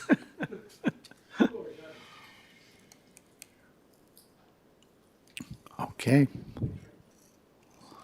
So that's your report there, Councillor Ramsey. Now I'm going to water and sewer utility, and I think that report came extra. It was on the OneDrive as an additional report, right, Tracy? Yeah. Go ahead, sir. Can you click them on? Thank you, Mayor Brown. Our Water and Sewer Utility Committee met on March the 12th, 2026, and these minutes have been included in your package from today. We don't have any resolutions for your consideration, but I can certainly answer a lot of questions that anybody might have. Thank you. Okay. Okay. Okay. Thank you, Josh. Thank you. Economic, tourism, cultural development. Is Mr. Long here? Oh, Mr. Long is here. Okay. Go ahead, sir. Your Worship, our committee, Economic, Tourism, Cultural Development Committee met, or did not meet, since the last regular meeting of council. The Arts Advisory Committee met on February 26th. The minutes are in your package. No resolutions tonight for council consideration, but I will give some updates. One of them, Your Worship, committee's very proud, Your Worship, on 3 major announcements. One, I think some of you know, I'm not sure if you all know, but our own Charlotte Nicholson was selected the winner of the 2026 Sport Tourism Canada Prestige Rising Star Award. There's a lot of nominees, Your Worship. I was there. Very proud that our own had won that. So, good for Charlotte. Well done. Here, here, here, here. We also, Your Worship, continue to celebrate the exciting news that Charlottetown has been selected to host Canada Celebrates the FIFA World Cup 2026. So they'll be coming here June the 15th. As well as, and I mentioned this before during budget, the 2027 Athletes Can Forum and the Canadian Sport Awards. So that's, I believe, March 2027. So, Your Worship, over the past month, Charlottetown has hosted a wide range of events, including the PEI Beer Festival, Atlantic Entertainment Expo, Atlantic Under-18 Female Hockey Championship, to name a few, Your Worship. So looking ahead, some upcoming events is the Festival of Wines, Spring Market, Oyster Cup Hockey Tournament, Atlantic Gymnastics Championship, the Maritime Junior C Hockey Championship, and PEI Fashion Week. So, Your Worship, we continue to have lots of reasons for people to come to downtown Charlottetown and spend their money, stay in hotels. I'd like to give some congratulations to all the recipients of the 2026 City of Charlottetown Arts and Culture Awards, Your Worship. It's held biannually. These awards recognize individuals and organizations whose creativity, leadership, and dedication enrich the cultural life of Charlottetown. And I want to give a special shout out as well to Doug DeMay, Your Worship, for his leadership in delivering this highly successful event. And last, Your Worship, please join me in congratulating. We have Jenna Doucette and her new role as Tourism and Events Coordinator within our department. So welcome her to the team. Good questions? Here, here. Any questions? I'll do my best to answer them. Thank you. Lots of great response from parents that attended the Atlantic Under-18 Females Tournament. Yes. About the facility. Yeah. Loved it. Yeah. Loved the work of the staff, Mike White and all the crew there. We had there was some Wi-Fi issues, and the staff was right on it, Your Worship. So that's yeah. That new tower down in Pond Street, that's going to clear it all up. Thanks to Councillor Matard in Ottawa. Yeah. Okay. Thank you. Good. New business, Mr. CAO, do you have?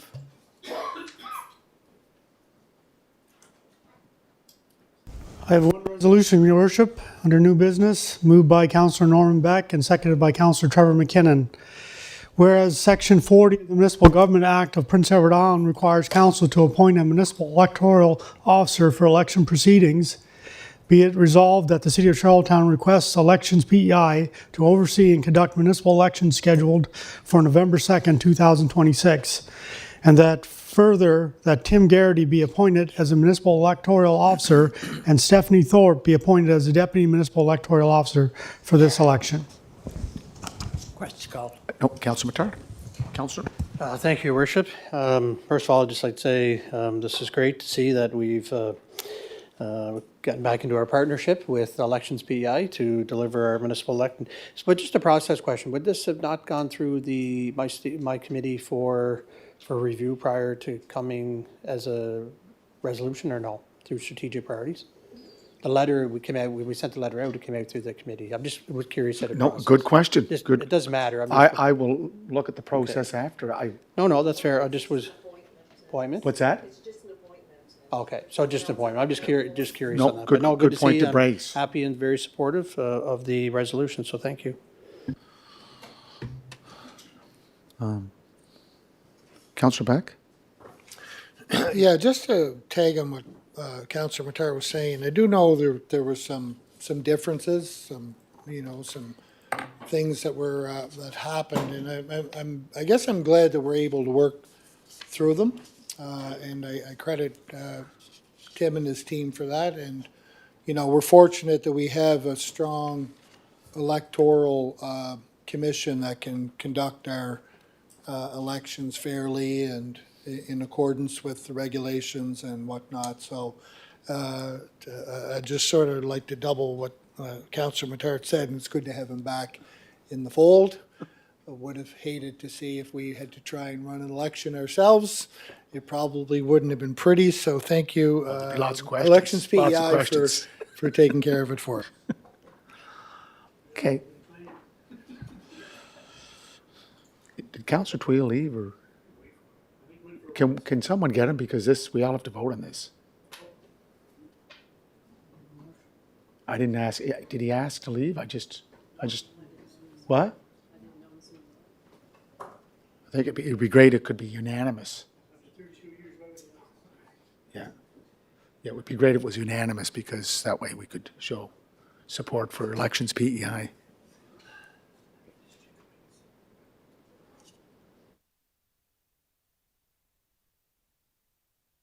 Has he left the building?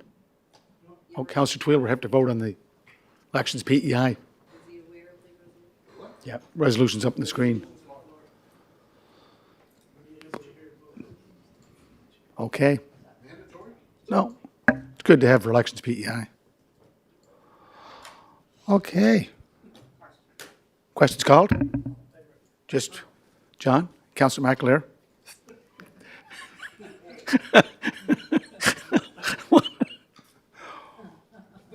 Okay, 10-0. Okay, we can close that off.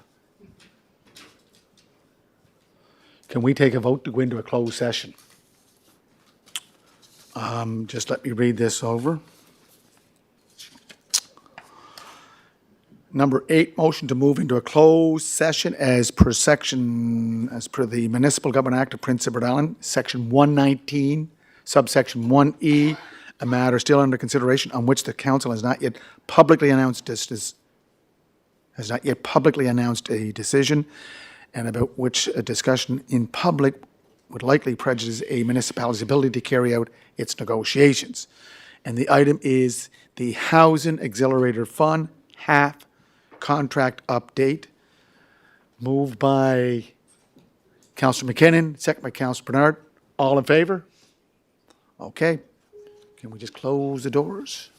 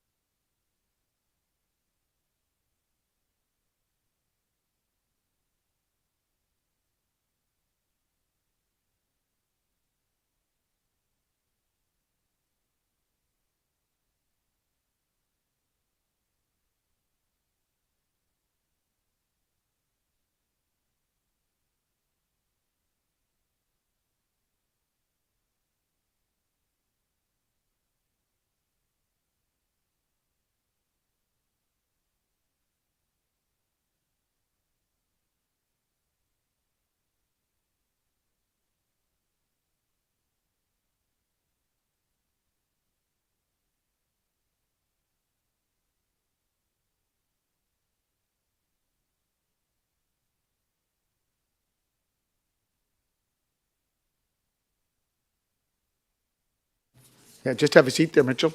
I know you want to get going home.